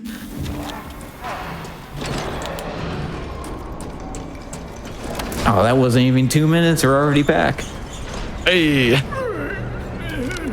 That was literally one announcement. You were gonna load a... You can't load a save over one announcement? Come on. Perfect timing. Alright, so I'm gonna try to sell the pistol and not upgrade my shotgun, because the shotgun is gonna be not needed as much. Alright, so I'm clicking right here. Awesome. Okay, cool. I'm gonna upgrade this once, and I have to check really quick how my ammo count is. It is pretty good. This is also pretty good, but just for safety reasons, I'm gonna buy some extra shotgun shells. And this is gonna be it. Alright, then next up is Sturm, or Mr. Propellerhead. And this is a pretty straightforward mini-boss. You just flashbang him and just shoot him dead. Sounds easy. It is not that difficult because there's a giant weak spot in his back, and since the Magnum is pretty strong, you just shoot him until he is not alive anymore. There we go. Perfect. I just move him a little bit closer towards this exit here, and I can just pick up a treasure that he's gonna drop and run through the wall here. Glitchless category, by the way. So do you not... We've seen a lot of use of mines and flashbangs, grenades, and now that guy just exploded on you. Do you not take splash or explosive damage? Sometimes I do, sometimes I don't. At Moreau, for example, I got like a lot of splash damage. This is an exception usually, because if you're standing on top of the mines, they won't like hit you. But for pipe bombs, there's a lot of splash damage, and I have to run away from it pretty far to not get hit. Right, so we were a few times in the basement, and surely Ethan is not going to be thrown into the basement again, right? No, he's in the basement again. But this time it's going to be a little bit easier to escape, because we also have Chris appearing, and he built a tank out of metal and scrap and whatnot, and Ethan is like, I want to kill Heisenberg, and Chris is like, no, you have to chill and stand here. And Ethan is like, no, but I want to have the tank, and Chris is like, okay, fine, here's the key. And now we're on the way to Heisenberg. With infinite ammo for the first time in the game? Yeah. Luckily, I mean, if I had a finite amount of ammo for this boss fight, that would be rough, I would say. Very rough. Well, it must feel good after literally counting all your bullets for the last hour and a half, and now you have a tank with unlimited ammo. Yeah, this is very true. I am reducing the FPS real quick so that the knockback of the rocket doesn't affect me as much. And as you see, the rocket is on reload right now. But if I reset the checkpoint right here, I will just get the rocket back. And with this, I will also start the oddest boss fight in Resident Evil, because I'm sitting in a tank, fighting a huge Decepticon, basically. And this boss is also pretty precise. You can just fight him like that, without caring a lot about the tricks. Okay, this didn't work out. But ideally what you want to do is to get, not get him into this stage where he is fortifying and tanking more damage. Instead you want to have him like that at all times.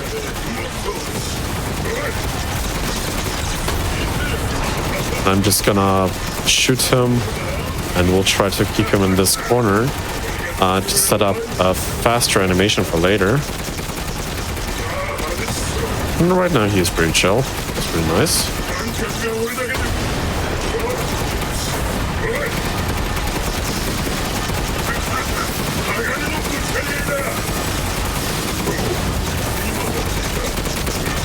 Right, he got out of the corner a little bit, but this is fine. I have some rockets that will help me get him into the corner there again.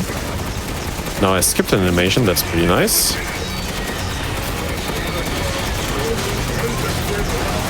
Okay, this is interesting, sure. He did one power-up attack. I knocked him out of that animation, and then he just started doing another one. Sure. I mean, it happens sometimes, but it's also pretty rare. Alright, so I'm close. Getting him out of the first phase of the boss fight. I'm also double checking like the amount of HP that he has, because I have to get him at a certain amount of HP at a certain time, and also care a lot about his position here. This should be pretty fine actually.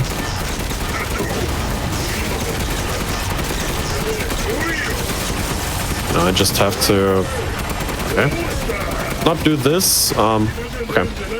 If I get Heisenberg like roughly, roughly like wherever he will. Okay, almost. Okay, so you can skip this animation and it will save like 15 seconds or something. I mean, if he's staggering at the perfect spot. But if you miss it, it's totally fine because it is saving quite a lot of time. Yeah, sure, but it is very, very difficult to get, so it's fine. All right, so we're on foot, and we have to fight a huge Decepticon somehow, and I'm gonna take care of him relatively easy by just standing here and shooting him, and this will just keep him staggered at all times so that he cannot hit me. And this is a prime example how fast I can shoot with the shotgun, having only one shotgun shell. And while doing that, I'm also holding S and tapping W, so I tap those buttons so that I can also cancel an animation to even increase the fire rate a little bit more. And this was Heisenberg. Perhaps fitting for that boss fight, chat thinks they found the Propellerhead movie reference, which is a movie called Robot Monster from 1953. Nice. Okay. Thank you. Okay, so I got some extra ammo for later. And Heisenberg is like in his pose to perform an ultimate attack on Ethan by just eating all of the metal. And Ethan is extremely lucky again. The tank that he used is miraculously next to him, and he's doing something illegal right now. He's shooting him while he's performing his ultimate attack channel. And with that, he's dead. Some dialogue. This boss, he can control metal in some way, right? But not metal that comes from bullets. Exactly. Okay. Yeah. I try normally not to ask too many questions, but I mean, there's a small detail that they're missing, so it's fine, right? It's fine. Is this game sponsored by Apple? Resident Evil brought to you by iPhone. By the way, lore-wise, Ethan is dead. Huge thing. Like, Madame Miranda just appeared as Mia, and actually Madame Miranda is a shapeshifter, and she was faking being Mia the whole time they were in Europe, or a certain amount of time that they were in Europe. And Chris' mission is to hunt her down. And whenever he shot Mia in the intro, that was actually Madame Miranda. And right now I'm playing as Chris, Giga Chat Redfield, and my mission is right now to find the laboratory. And there's a small, tiny clue that Chris has where the laboratory is. Maybe there. So Chris will just investigate that spot. I'm shooting this guy into the knee so that he just staggers. Throw some spicy candy at those guys. And like I said, so Ethan is dead. Surely he is dead, right? More on that later. pause buffer there to not get affected by the earthquake as much. Unfortunately, it doesn't work here, but I will use that time to get the flashbangs on my 2 shortcuts. And the puppy from earlier is a little bit mad at us because his home is being destroyed. And right now he'll just hunt us down. But it doesn't really matter. I will reset this checkpoint to not only land a little bit quicker, but also to like teleport myself a little bit further. And right here, this area is going to be a little bit precise. So I will first swap the frame rate from 120 to 30, and then throw around some items to take care of the lichens and everyone here, while not being hit. And this went incredibly well. Okay, so Chris has a laser pointer. With this laser pointer, he's going to shoot predator missiles onto those like ranks. What are they called in English again? I just forgot this word. Like, I thought of it, but then I forgot. Tentacles? Yeah, tentacles somewhat, but like, I just forgot. I will probably remember after the speedrun. So right now I have to take care of the lichens here. The roots, there you go, thank you. Okay. Roots. So I have to hit them 3 times so that they're gone. And if I kill this particular archer there, then even more lichens are going to spawn in. So I have to try not to kill him right now. And the predator missile just killed everyone. So bigger lichens are going to spawn. I'm standing right here and wait until they spawn in. Throw a grenade up, they will be staggered, and then this gives me enough time to run around here, pick some items up, and then take care of the lichens in just a moment. Right, so no random spawn, very nice. Gonna throw a flashbang up. One is flashbanged, and Chris, the Giga Chat that he is gonna just face tank the whole Predator missile. And we'll run through the destroyed roots onto the next main boss. And this main boss is, in my personal opinion, the coolest because he's a little bit random, but he has a certain attack pattern that I will try to utilize to maximize my damage.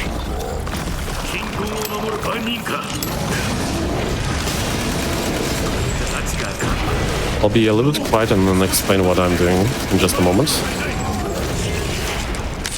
Just have to get this specific pattern and damage out, and then I can explain. I think I got it. Perfect. Okay, so with this animation, it is a little bit easier to maximize the damage, so that then I can just stand there, shoot him. He's gonna think what happened there, channel an attack, and his weak spot back is always exposed so that I can bait an attack. And while he's channeling his attacks, I'm just gonna shoot his back. Right now I'm just waiting for him to move.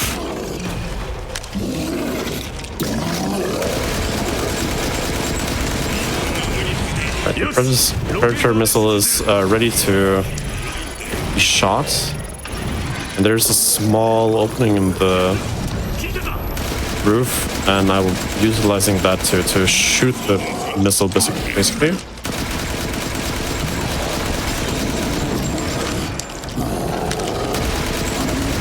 Curious Strayer is not like the smartest boss, but he's pretty cool because his attack patterns are literally based on wherever you're standing and how much damage you're doing. So if you have very good positioning and quote-unquote bad aim, the boss fight is gonna look way different for you than for somebody else. Okay, that was bad positioning. I got hit.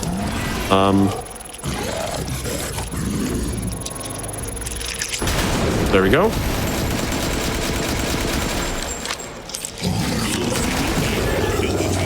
Right, so this guy is gone, and now I can investigate the laboratory a little bit more in detail.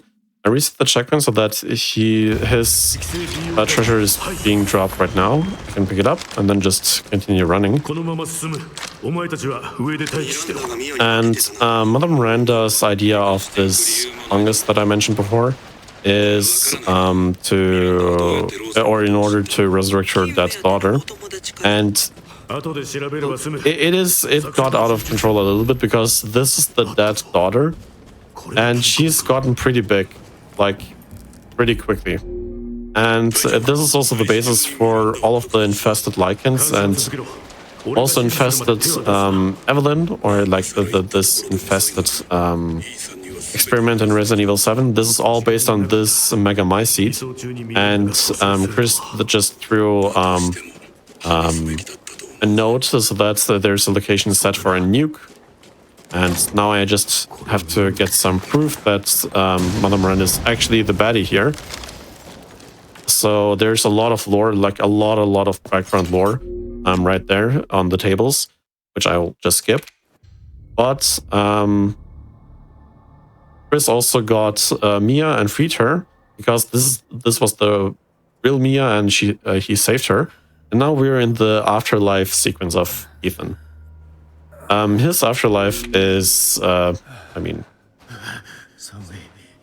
not very detailed, but what is gonna also be very interesting is Evelyn, so the main boss of the Resident Evil 7 game, is gonna appear, and she'll basically explain why Ethan has even more plot armor than anticipated. The reason is, Ethan was already dead in Resident Evil 7 whenever the father of the Baker family hit him with a shovel, I think.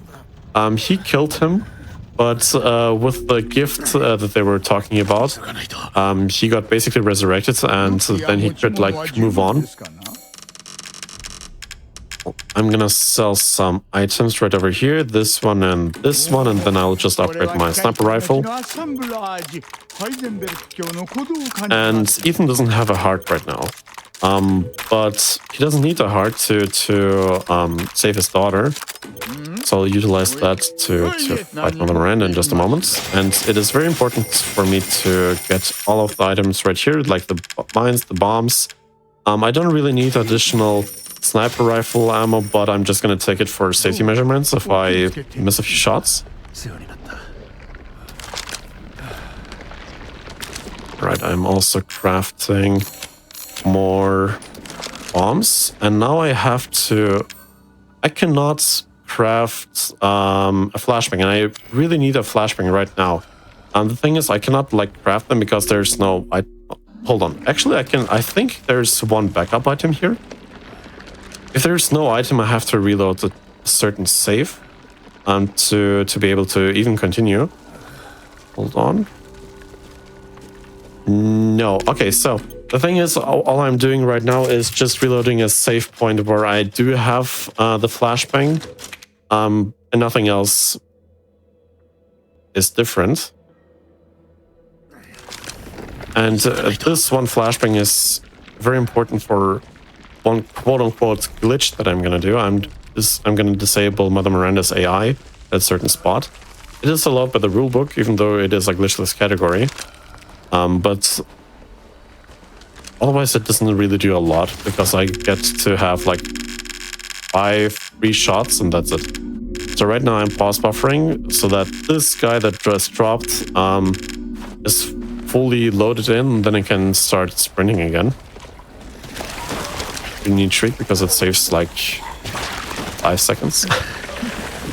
Alright, so I have all of the items. I have my flashbang. Now Mother Miranda's boss fight is gonna start.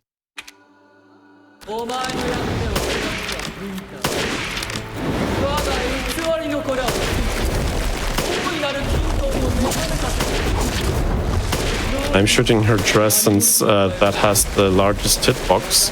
If I had a tentacle of her, I'm gonna do only a 1/5 of the damage. So I have to be precise with the shots. If I miss a few times, it's not that bad. Here's the flashbang. Mother Miranda is confused what is going on, so she's gonna stand here and just look at Ethan shockingly, like what Ethan is actually doing there. That gave me some free shots, and then I will transition to this phase. Shoot her mid-air. Shoot her air like 3 times, and this will do another damage, or another amount of damage. And the mines that I crafted, I'm gonna place them down, and I will utilize exactly what we were talking about a few minutes ago, about splash damage and mines. If I stand on top of them, it's fine. Alright, I'm gonna place down 5 mines right now and shoot her 5 times. Get her down to a certain amount of HP. And hopefully one cycle her. Nice. She doing the animation. Perfect. Okay, this was the one cycle. I was skipping another phase of her. Right now I'm just spamming forwards for my sniper rifle and hold right click. And now I'll just shoot her until she gives up. I also have an unlimited amount of ammo, luckily, this stage. And the speedrun is actually over in just a few seconds. And now she's dead. That's it. That's Resident Evil Village on the hardest difficulty, with one small adjustment. But yeah, in this sequence, Mother Miranda dies. Ethan gets to hold his daughter again. Gives his daughter to Chris so that he can escape, and Ethan wants to detonate the nuke himself heroically, for, to be honest with you, not a very good reason. There's this after credit scene where Rose is being shown as an adult, and there's another DLC for the game where you get to play as Rose, and she is also back in the village. And yeah, that's it. Awesome. Well, thank you so much, first of all, for showcasing that. Hopefully, we enjoyed the beneficial RNG throughout. For anyone who's missed it, go back and check that out. We had some incredible RNG throughout the run. But if you want to take a moment, tell the people where they can find you, where they can learn more about you. If you stream, if you have a Discord, if you have a Twitter, anything and everything, shout outs. Now's the time. The floor is yours. Okay, so first of all, thank you very much for having me. It was amazing being here, and I'm very honored to be at GDQ. I'm streaming on Twitch, on twitch.tv/AlexMeister with 2E at the end. I mostly run Resident Evil Village, but also some other Resident Evil games. And I'm planning to learn to speedrun Ghostrunner, which is a movement-based game. And I think that's it. Also, what I want to say is King Joey is going to be speedrunning Ghostland Yard, and good luck for him for that run. You took the words out of my mouth there. For reference, we have had Ghostrunner on the show, so you can check out one of the old episodes if you want to see what that run looked like live. Again, on the YouTube, we have a playlist. It's a whole thing. But we are gonna take a quick break to get set up for Ghostland Yard as part of our little bit of a October Halloween kind of scary seasons here at Perilous Paths. So we are gonna bring on King J04444, who loves 4 4s, it's 3 4s, sorry, who has been on the show before. Amazing runner. It's always a party. It's always a great vibe. While we're on break, if you want to check out Frame Fatales, is a community of women and femme who share a passion for speedrunning, gaming, and charity. In addition to the 2 flagship events, they do host activities year-round in their community Discord, like Game of the Month and randomizer events. So type !FF in chat to learn more and get involved. You can check that out while we're on break. But we will be, oh no, not too many 4s. We will be right back in just a few minutes with Ghostland Yard, Any% and King J. Stay tuned. Bye, guys.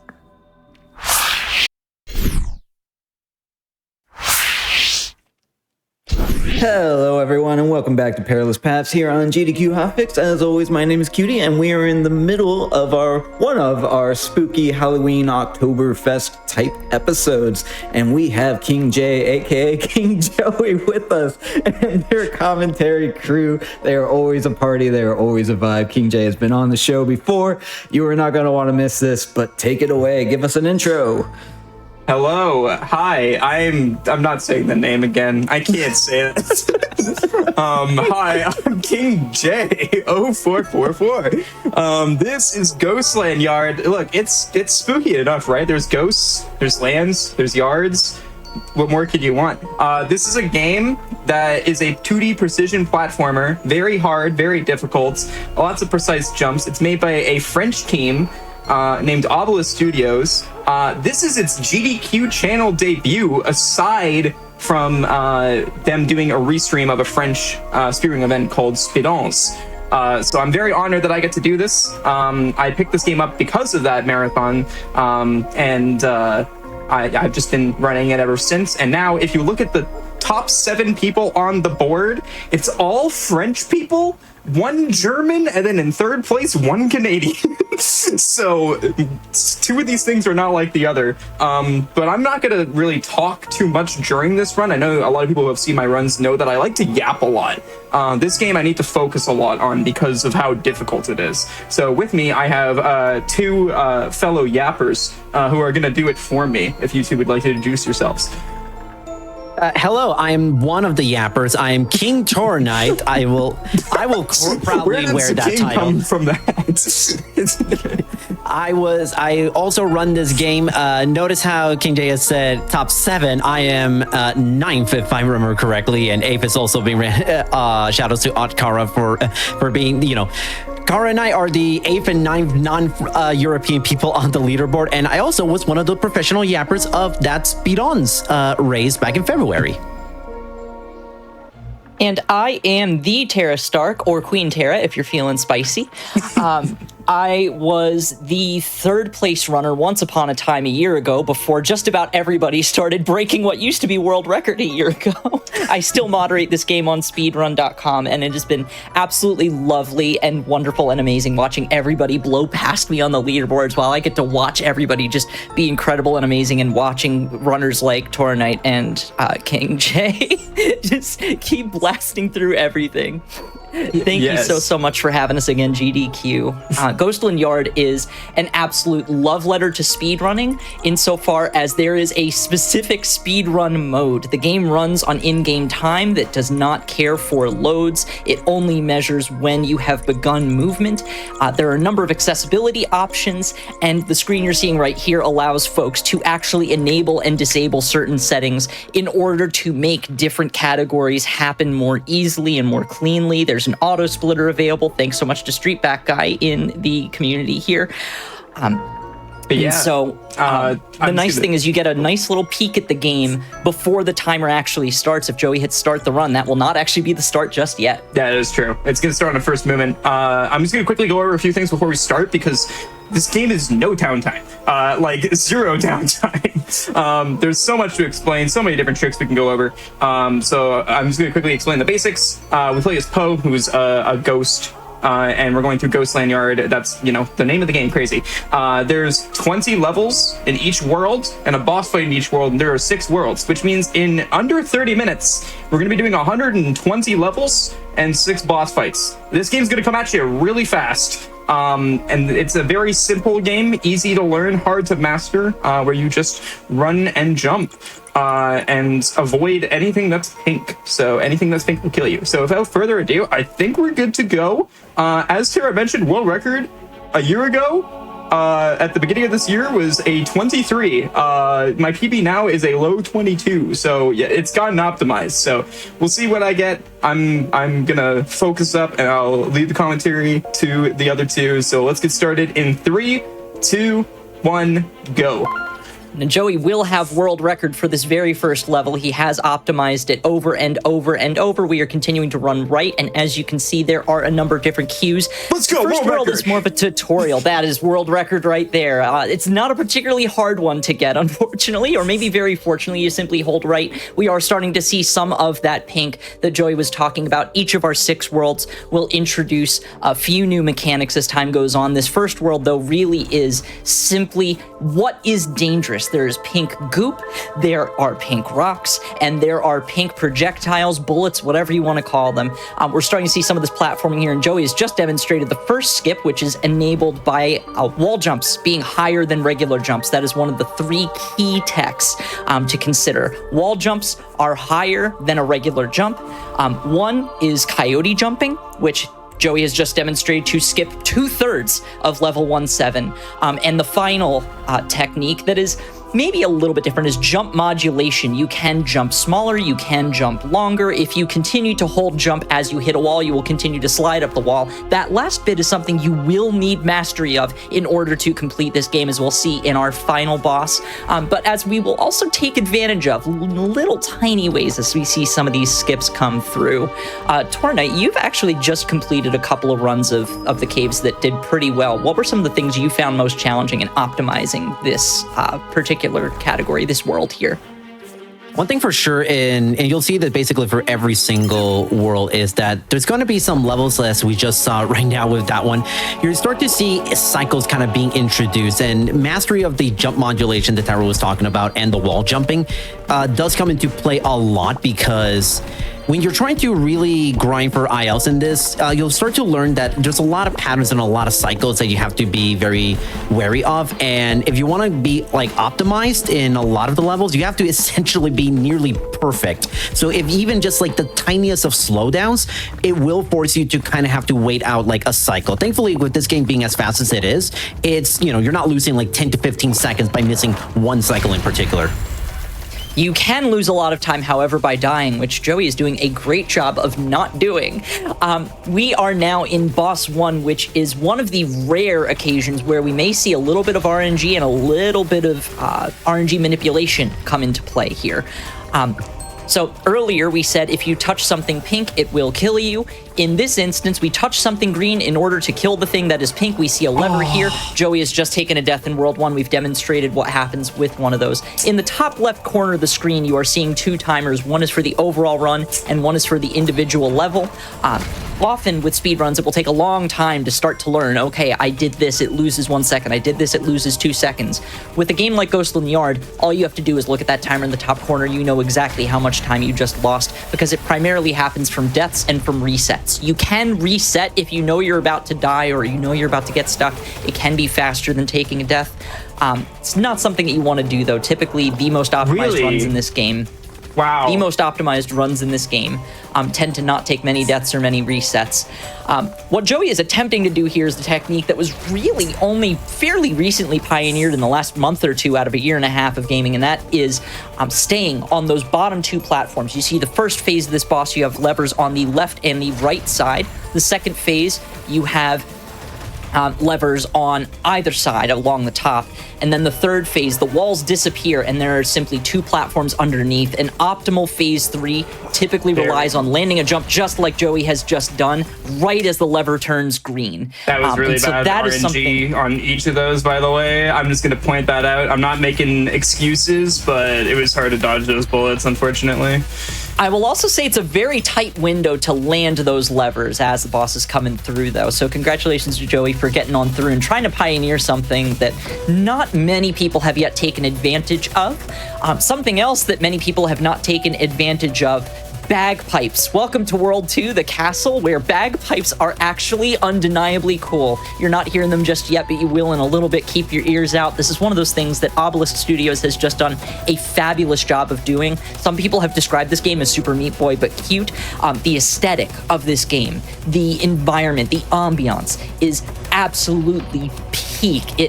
Putting a game with such precise platforming and such engaging play into such an inviting package is a huge, huge deal in bringing new runners to a game, and to replayability, noticing little details, noticing how those bagpipes come in, which again you will hear in just a little moment here.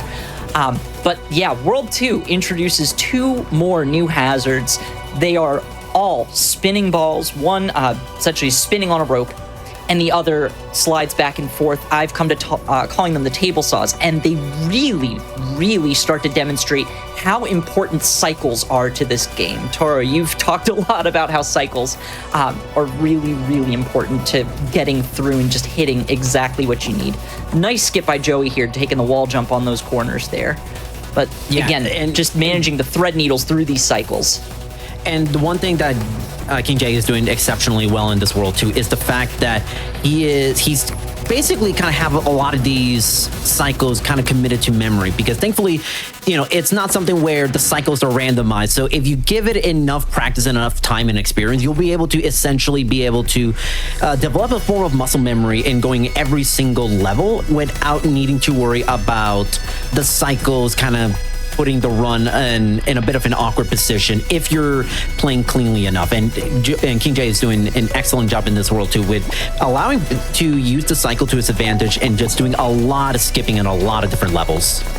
Yes. By the way, that was another world record IL equivalent there on level 218 earlier. This one can get a little bit scary. There's a very, very scary skip there. We've taken the safe route. Now we are again experiencing the absolute joy and ambiance of this game. This is the World 2 boss, which is a chase sequence, incredibly cinematic. And those bagpipes, if you haven't heard them before, are clearer than ever. We are going through a chase sequence here. We've made it to the end. Wow, that was really calming. I'm glad that the boss is over. Thankfully, nothing's going to happen. Just kidding. Yeah, this is again where cycles come into play, because those balls that Joey is dodging so expertly right now coming down this tower started spinning at the very beginning of the level. And so in order to get those cycles to match, you have to be so precise. Really, Joey just had to do that on the fly, and has expertly dodged all of them, gotten through the door at the end. And we move on to World 3, the Temple, which introduces another 2 new mechanics that have to do with pushing the player around. One is platforms that we're discovering here. They can move you up, they can move you down, they can help you along, and in some cases, they're like just there, they can hinder you just a little bit. Sometimes you want to stay on them for emphasis, and sometimes you want to try to avoid them at all costs. The second, which we are going to see in a little bit, is wind. Wind is a fabulous and sometimes frustrating mechanic, because it is very physics-based. And so when you're talking about gravity, when you're talking about fighting gravity, things can get a little bit complicated. Joey is doing kind of a half skip here, but still skipping probably about 85% of the level, not having to sit on that platform. Here is the wind. Now, the wind is used in some very fun ways. Sometimes it can be used as a force field to propel a player or to keep them from going through. Sometimes, like it is here, it can be used as a sort of anti-gravity riding along the ceilings. And it's a really, really fun mechanic when you start to master it. But when you get into some of these later worlds, like World 6, Level 20, about a little over a year ago, a world record lost about 30-40 seconds to some very, very difficult maneuvering through the wind at the end of the level that players have just gotten much, much better at, but it can be very daunting when you're first starting.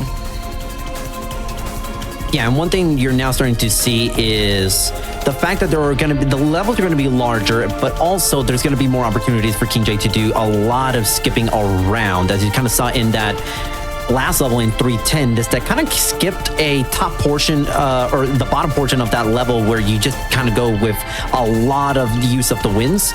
And this is kind of another instance where cycles are going to play a little bit of a role here in sort of how you move, and that was very well done. That is a level that it can easily lose you a lot of time if you're not careful with not only with keeping track of the cycles, but also knowing when to leave the gust of air, because it doesn't like automatically push you all the way up. It's kind of, we have to do a little bit of waiting and seeing to make sure you have the right angle and the right speed when you leave those gusts. Another expert skip has dodged a platform entirely to speed through the level just a little bit quicker. Now, you may have noticed a couple of these levels, you'll see blue flames hanging out. In some levels, you see actually Joey kind of collect them along the way because it just happens to be faster to do so. Those are souls. They're primarily used to unlock bonus, what are called race levels, where a wall of pink slime chases you through the level. There are a couple categories that utilize those levels. There's categories that utilize the collection of those souls as part of their requirements. If you do find yourself just playing casually through the game, it's a fun little mechanic. Try to discover all sorts of new pathways as you go along. However, the 126 souls category does not have to deal with Boss 3. Boss 3, for many, is more intimidating than Boss 6, our final boss. You'll see some elements here that repeat themselves there, but the 3 to watch out for here are the big laser that has just been chasing Joey around. The small laser that you see spinning around, getting smaller and smaller and smaller, when it reaches its smallest point, a pink ball is shot out and follows all the wind, which makes it very, very unpredictable and very hard to avoid.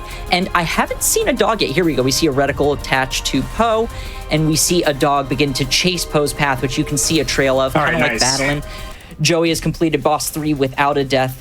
That is one that kills a whole lot of runs. So congratulations, Joey. We've entered Surprisingly, World 4. boss 1 gave me more of a trouble than boss 3. That doesn't happen usually, so good to see that, I guess. I don't think I've ever seen that, actually. So hey, you made up the time. Well done. Yeah, in my practice, I died twice to that today. So instead, I took those 2 deaths somewhere else.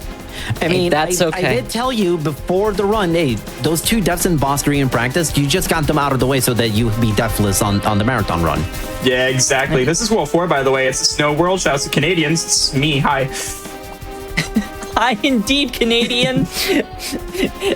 Welcome to the mountains, where we introduce 2 new mechanics. You've already seen Joey tackle these sticky walls here. You'll see they are green in this world. They turn other colors in other worlds as well. But essentially, in most worlds, when you hit a wall, you begin to slide down. You can jump up. You can use your jump modulation to keep sliding up a wall once you've hit it. Here, with sticky walls, that does not happen. You hit the wall, and you stay exactly where you are. There are some situations where you can wind up hitting a wall and not being able to jump out without throwing yourself into an obstacle. So they can be as much a danger as a help in some situations. So you got to watch yourselves with those sticky walls. The other new mechanic are these slingshots, which can be used to propel yourself at extreme speeds. It takes a lot of very, very precise movement, or a lot of very, very precise release to take your momentum across these perilous paths through Ghostland Yard. Toro, I know you've seen a lot of folks have some trouble with these slingshots. I don't know how you felt about some of them. I had a great time with them, but it's really fun to kind of go to see yourself being flung over across the level. But one thing for sure that players have to sort of really be wary of is the fact that if you notice, these levels are massive. I believe they are the biggest collection of levels in the entire game, even more so than World 5 and World 6, because of the fact that you're using these slingshots to just go travel large distances. And the thing is, sometimes it can be a little bit tricky trying to know when do you actually have to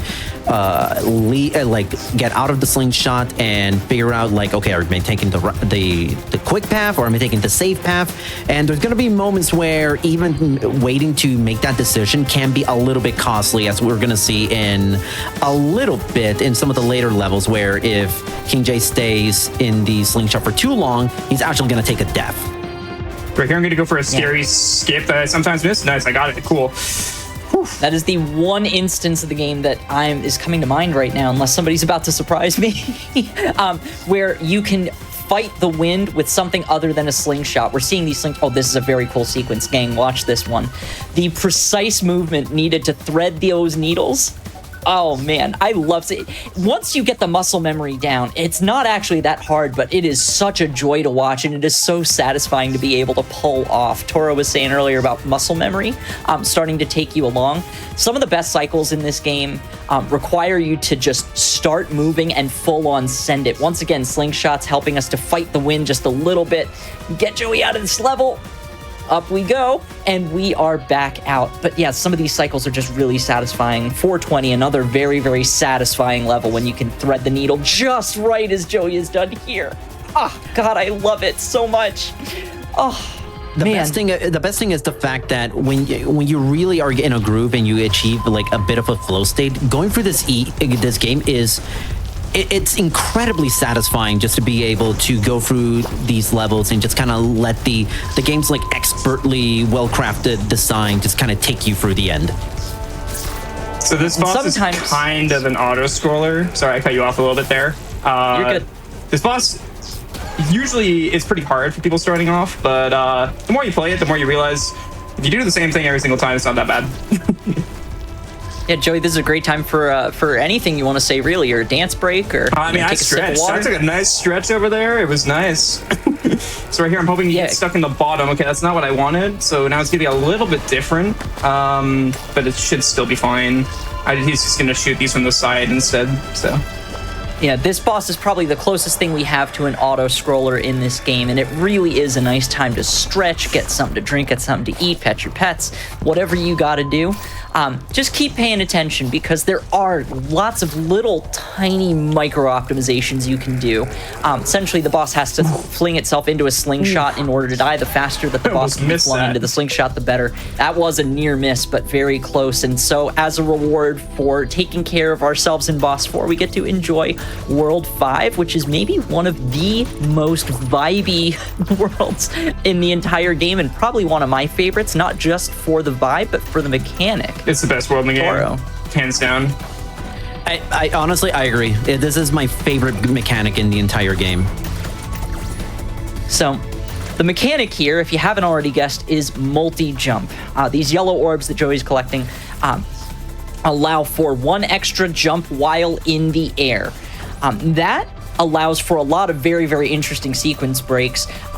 One in level 5-1 was blink and you miss it, as we skipped about 80% of the level just climbing along the left wall instead of taking the intended path along a number of platforms on the right. There are a couple situations where we might want an extra multi-jump, but don't necessarily need it. Joey's about to land it here. Very That's nicely so done. tight. It is incredibly tight. It's an extremely difficult and very difficult jump to. Do we get it even on second try? It is extremely impressive. Yeah, some of these are just really, really tight. Especially trying to skip any number of multi-jumps because they can really save you, but the optimization's available when you're able to skip 1 or 2 or 3 here and there, and just getting to watch the looks on everybody else's faces as you blow through what they thought they needed. Nope, you've got this. Yeah, the sequence breaks available with multi-jump really do open up the entire world and make this just even more satisfying to play around with. There are some sequence breaks. If you ever find yourself needing inspiration, one of the fun features about this game is the replay feature. So when you have this game, there is a Steam leaderboard. You can look at world leaderboards, or you can look at just your friends. Anytime you get a personal best in an individual level, the ghost of your run is uploaded for any of your friends or anyone across the world to then download and race against. So if you just want to see where you are amongst your friends, see what strategies they may be taking that you may be not, take a look at some of the top 10 runners and see what kinds of wild skips that they're pulling off. That can serve as a lot of inspiration, and I know Toro, Joey, both of y'all have looked at these about as extensively, maybe more so than I have, to try to eke out some optimizations for your runs here. Ooh, very, very nice needle thread there. Oh, what? Okay, I dropped my input. Oh. That sucks. Yeah, these That things happens happen, sometimes. but we recover. We get to see the needle threading again. Oh, that's so nice. So nice, you gotta do it twice. This level, it's like one of the only levels that you have to hold left on, and it always throws me off. I cannot tell you how many times I've reset because my muscle memory it's always go right to start, but this level it's go left to start, and I can't tell you how many times I've gone through this level and I'm like half a second behind gold split because I have to restart because I accidentally went right. And this is another opportunity to highlight that the game on the boards uses in-game time that only runs when you have started moving. In between levels, during loads, the timer pauses until you begin movement again. And so when you're not running an RTA marathon style event, you can simply take a breath between levels and keep your in-game time going. This is boss 5. Once again, we keep the thing of touch the green thing in order to kill the pink thing. In this case, we are getting multi-jumps every time we touch the ground. We get 5 to do with as we please. This level has been optimized to heck and back. It can sometimes take as little as 19 seconds and change. However, it all depends on what paths you're taking. Sometimes it is micro optimizations, and Joey has demonstrated it's not quite as easy as it looks, right? But it has been done and done well, and we have emerged into World 6, which will introduce 2 new final mechanics. And that is, they both are based on appearing and disappearing platforms. So the first one here, we see there are triggers. So you see blue orbs. What those will do is either turn on or shut off blue platforms. I believe it is the next level here. We are going to see the introduction of orange orbs and orange platforms. So touch orange, turn orange off. That is one of the two mechanics. The second one is time-based on cycles, and you will see that coming up in a moment here. I do want to highlight one last fun little touch here. In the community, we have done a little hide and seek for our friend Laika, also known as Comrade Dog. If anybody knows of Laika the Space Dog, one of those features that has just kind of snuck into the background design, just a little bit of charm from Obelisk Studios. If you see Comrade Dog, drop Comrade Dog in the chat. We get Comrade Dog in the chat. It's just absolutely charming and lovely. But this world will really put our skills to the test as it combines every single mechanic that we have here. Yeah, playing this world on PB pace is so terrifying, especially at a top level, because I'm at the point now where like one big death can ruin a run, so it's terrifying. And every single level in World 6 has a lot of potential to kind of make things a little bit more rough if you're on PB pace, but so far King J is doing just an absolutely terrific job with this World 6. And now we're starting to see kind of that cycle, that time-based cycle mechanic being added into these kind of blue and orange bars, as Tara was saying.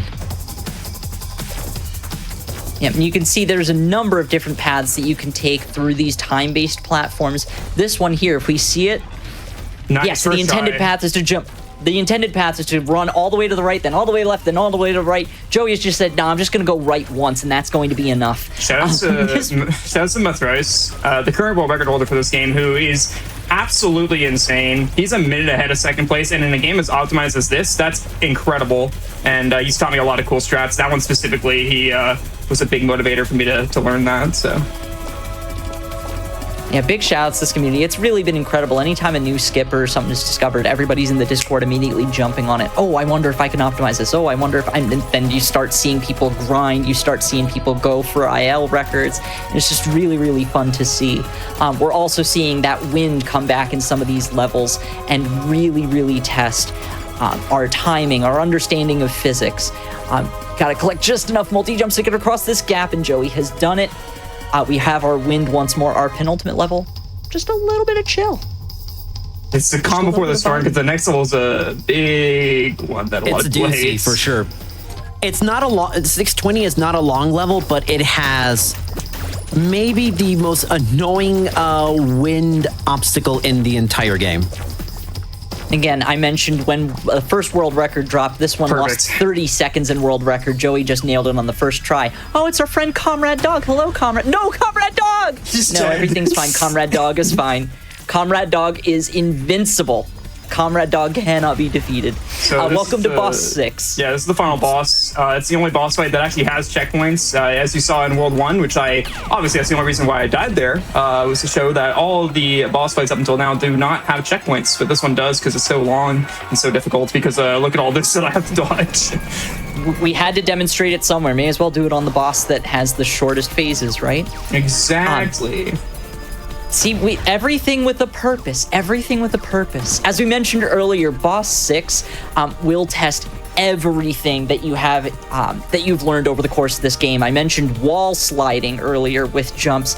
You'll see that as we enter the maze. There's 3 phases. There is the battle phase, there is the in the walls phase, and there's the maze phase.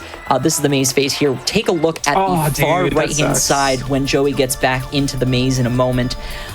But towards the bottom right, there is one obstacle that cannot be dodged without mastering that wall slide. It's just absolutely... It's a wonderful time watching that pulled off. It is incredibly satisfying to pull off yourself, and satisfying just to watch. You're seeing these pink slimes kind of race up. I mentioned races with pink slime earlier. That is exactly what you'll see in 21 Souls and 126 Souls categories. We see our dog chase come back. There we go. Phase get ready on time in about like 30 seconds-ish. It's coming up pretty soon. Yep, when Poe exits the maze at the top of the machine, when Poe exits the maze from the wind, that will be time. Yeah, no, this is just absolutely, I don't know. I'm at a loss for words. We've had such a great run. We're going to be probably in the 24s here. That is a really, really solid run, all things considered. With a lot of big deaths too. I'm pretty happy with that. Oh, okay, we're good. Oh my goodness. We're fine. We're fine. We're good. We're good. Get ready on time. It's coming up. And 5, 4, 3, 2, 1. time. Okay. Wow. Considering the GGs. amount of oh, by the way, you get to see this now. There's the death count. There's the reset count. That's a 24:15 RTA. That's about 2 minutes off PB. But considering the big deaths that I had, I will happily take that. And it's very still underestimated for RTA. So that is Ghostland Yard. It's a very amazing game, honestly. Shout outs to Oppo Studios. We haven't shouted them out enough. Shout outs to them. This game is incredible. It was actually on sale recently. It's not anymore, I'm sorry, but it frequently goes on sale for less than $5. But it is, I think, $15 without a sale. So if these kinds of games are your thing, feel free to pick it up and give it a try. Whether it's just some ILs, we have a lot of people who came into the community with just ILs, or if you want to be like me and Toro and start with any percent, get like that 2-hour any percent time and whittle it down slowly but surely. But yeah, that is I think like a year ago this would have been world record, right? Something like that. Yeah, that's correct. So and one thing for sure is the fact that, you know, the cool thing about this game is that there's so many ways you can learn and approach this game when you're trying to do 80% run. You can tackle how King J did with, you know, going with more aggressive strats. I like to go with a slightly more conservative but slightly more consistent strat. There are no two wrong ways to approach this game, and I think that's beautiful in the sense of, hey, there's more than one way to play this game. And as Terrace mentioned, a love letter to speedrunning, which I think makes it all the more true when I say this game really is for everyone who wants to give this type of game a shot. Mm-hmm. Between ILs, between 20 level categories that you can take in bite-sized chunks of 5 minutes. My first any percent run was 4 hours, 54 minutes, and 57 seconds. I eventually made my way up to a 36 before watching everybody else blow past me by a million miles and outgrind me to all heck and back. But you don't have to be on the grind to have a good time. You can approach this game pretty much any way you want to. And like I said, even if you're not hitting every single strat that you need, even if you're not hitting, you know, world records or top 10s, it's just so satisfying. Even if you're not making these skips, even if you're taking the intended paths, it is just so flowy and so satisfying. And I think that's what's brought a lot of folks into it, is between the platforming and the package itself.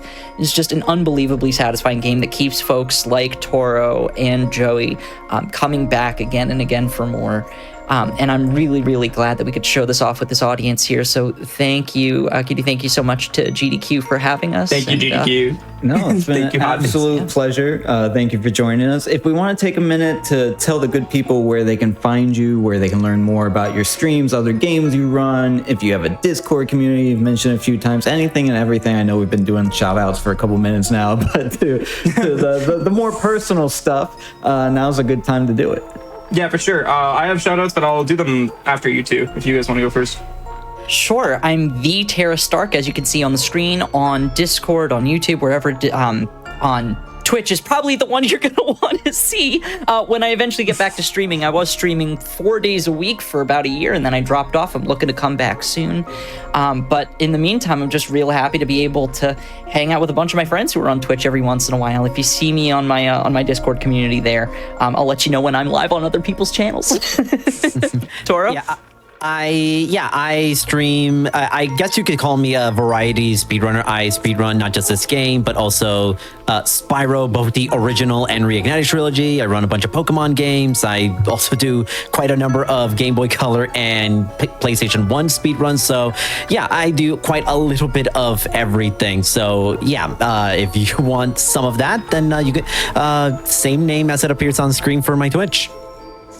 Yeah, and you can find me at most places at KingJ0444. That's where my Twitch is, my YouTube, and my Blue Sky. My Twitter is actually KingJ0444. Don't ask, it's different. But I stream a lot of different things. I'm known for a lot of different games. Some people may have recognized me from this hotfix where I ran a game called Hell of an Office. I've run Astrobot at GDQ, Golf with Your Grandmother. You know, the only games that matter. At TwitchCon, I will actually be running Astrobot again. Which is really exciting. That's going to be GDQX, so that's in like a week and a half. And then the other thing I would like to quickly shout out is we were submitting this game to GDQ. I submitted this to SGDQ last year, when my time was actually this time that you're looking at. I think it was exactly a 24:15. I did look at it, and yeah, it actually was, because I was actually curious what my was it the PB decimal was. too? It was my PB is a 24:13, so pretty much almost exactly it was when it got back up. Yeah, so pretty much, yeah. And so yeah, at SGDQ it got backup. It didn't get to be in the event, but this time not only am I submitting, I'm submitting this as a solo run with this exact estimate that we did tonight. So it shows that I can hit it with a not amazing run. Had some mistakes in there and some big deaths, but also Toro and another runner, Oddkara, are submitting a race because they are around the same time on the leaderboard. So that's really exciting to see, not just me but two others also submitting this time around. I really hope it gets in. But with that being said, if you want to run this game, we do have a Discord. The link is on the speedrun.com page, on the game's on the game page on speedrun.com. Yeah, please try out this game. I think it's so worth it. It flew under the radar, and it's really picking up steam now, and I love seeing it. So yeah, thank you for having me, and have a good rest of Hotfix tonight. Absolutely. It was our pleasure. Thank you so much for showcasing that, being a part of our spooky October, one of our spooky October episodes.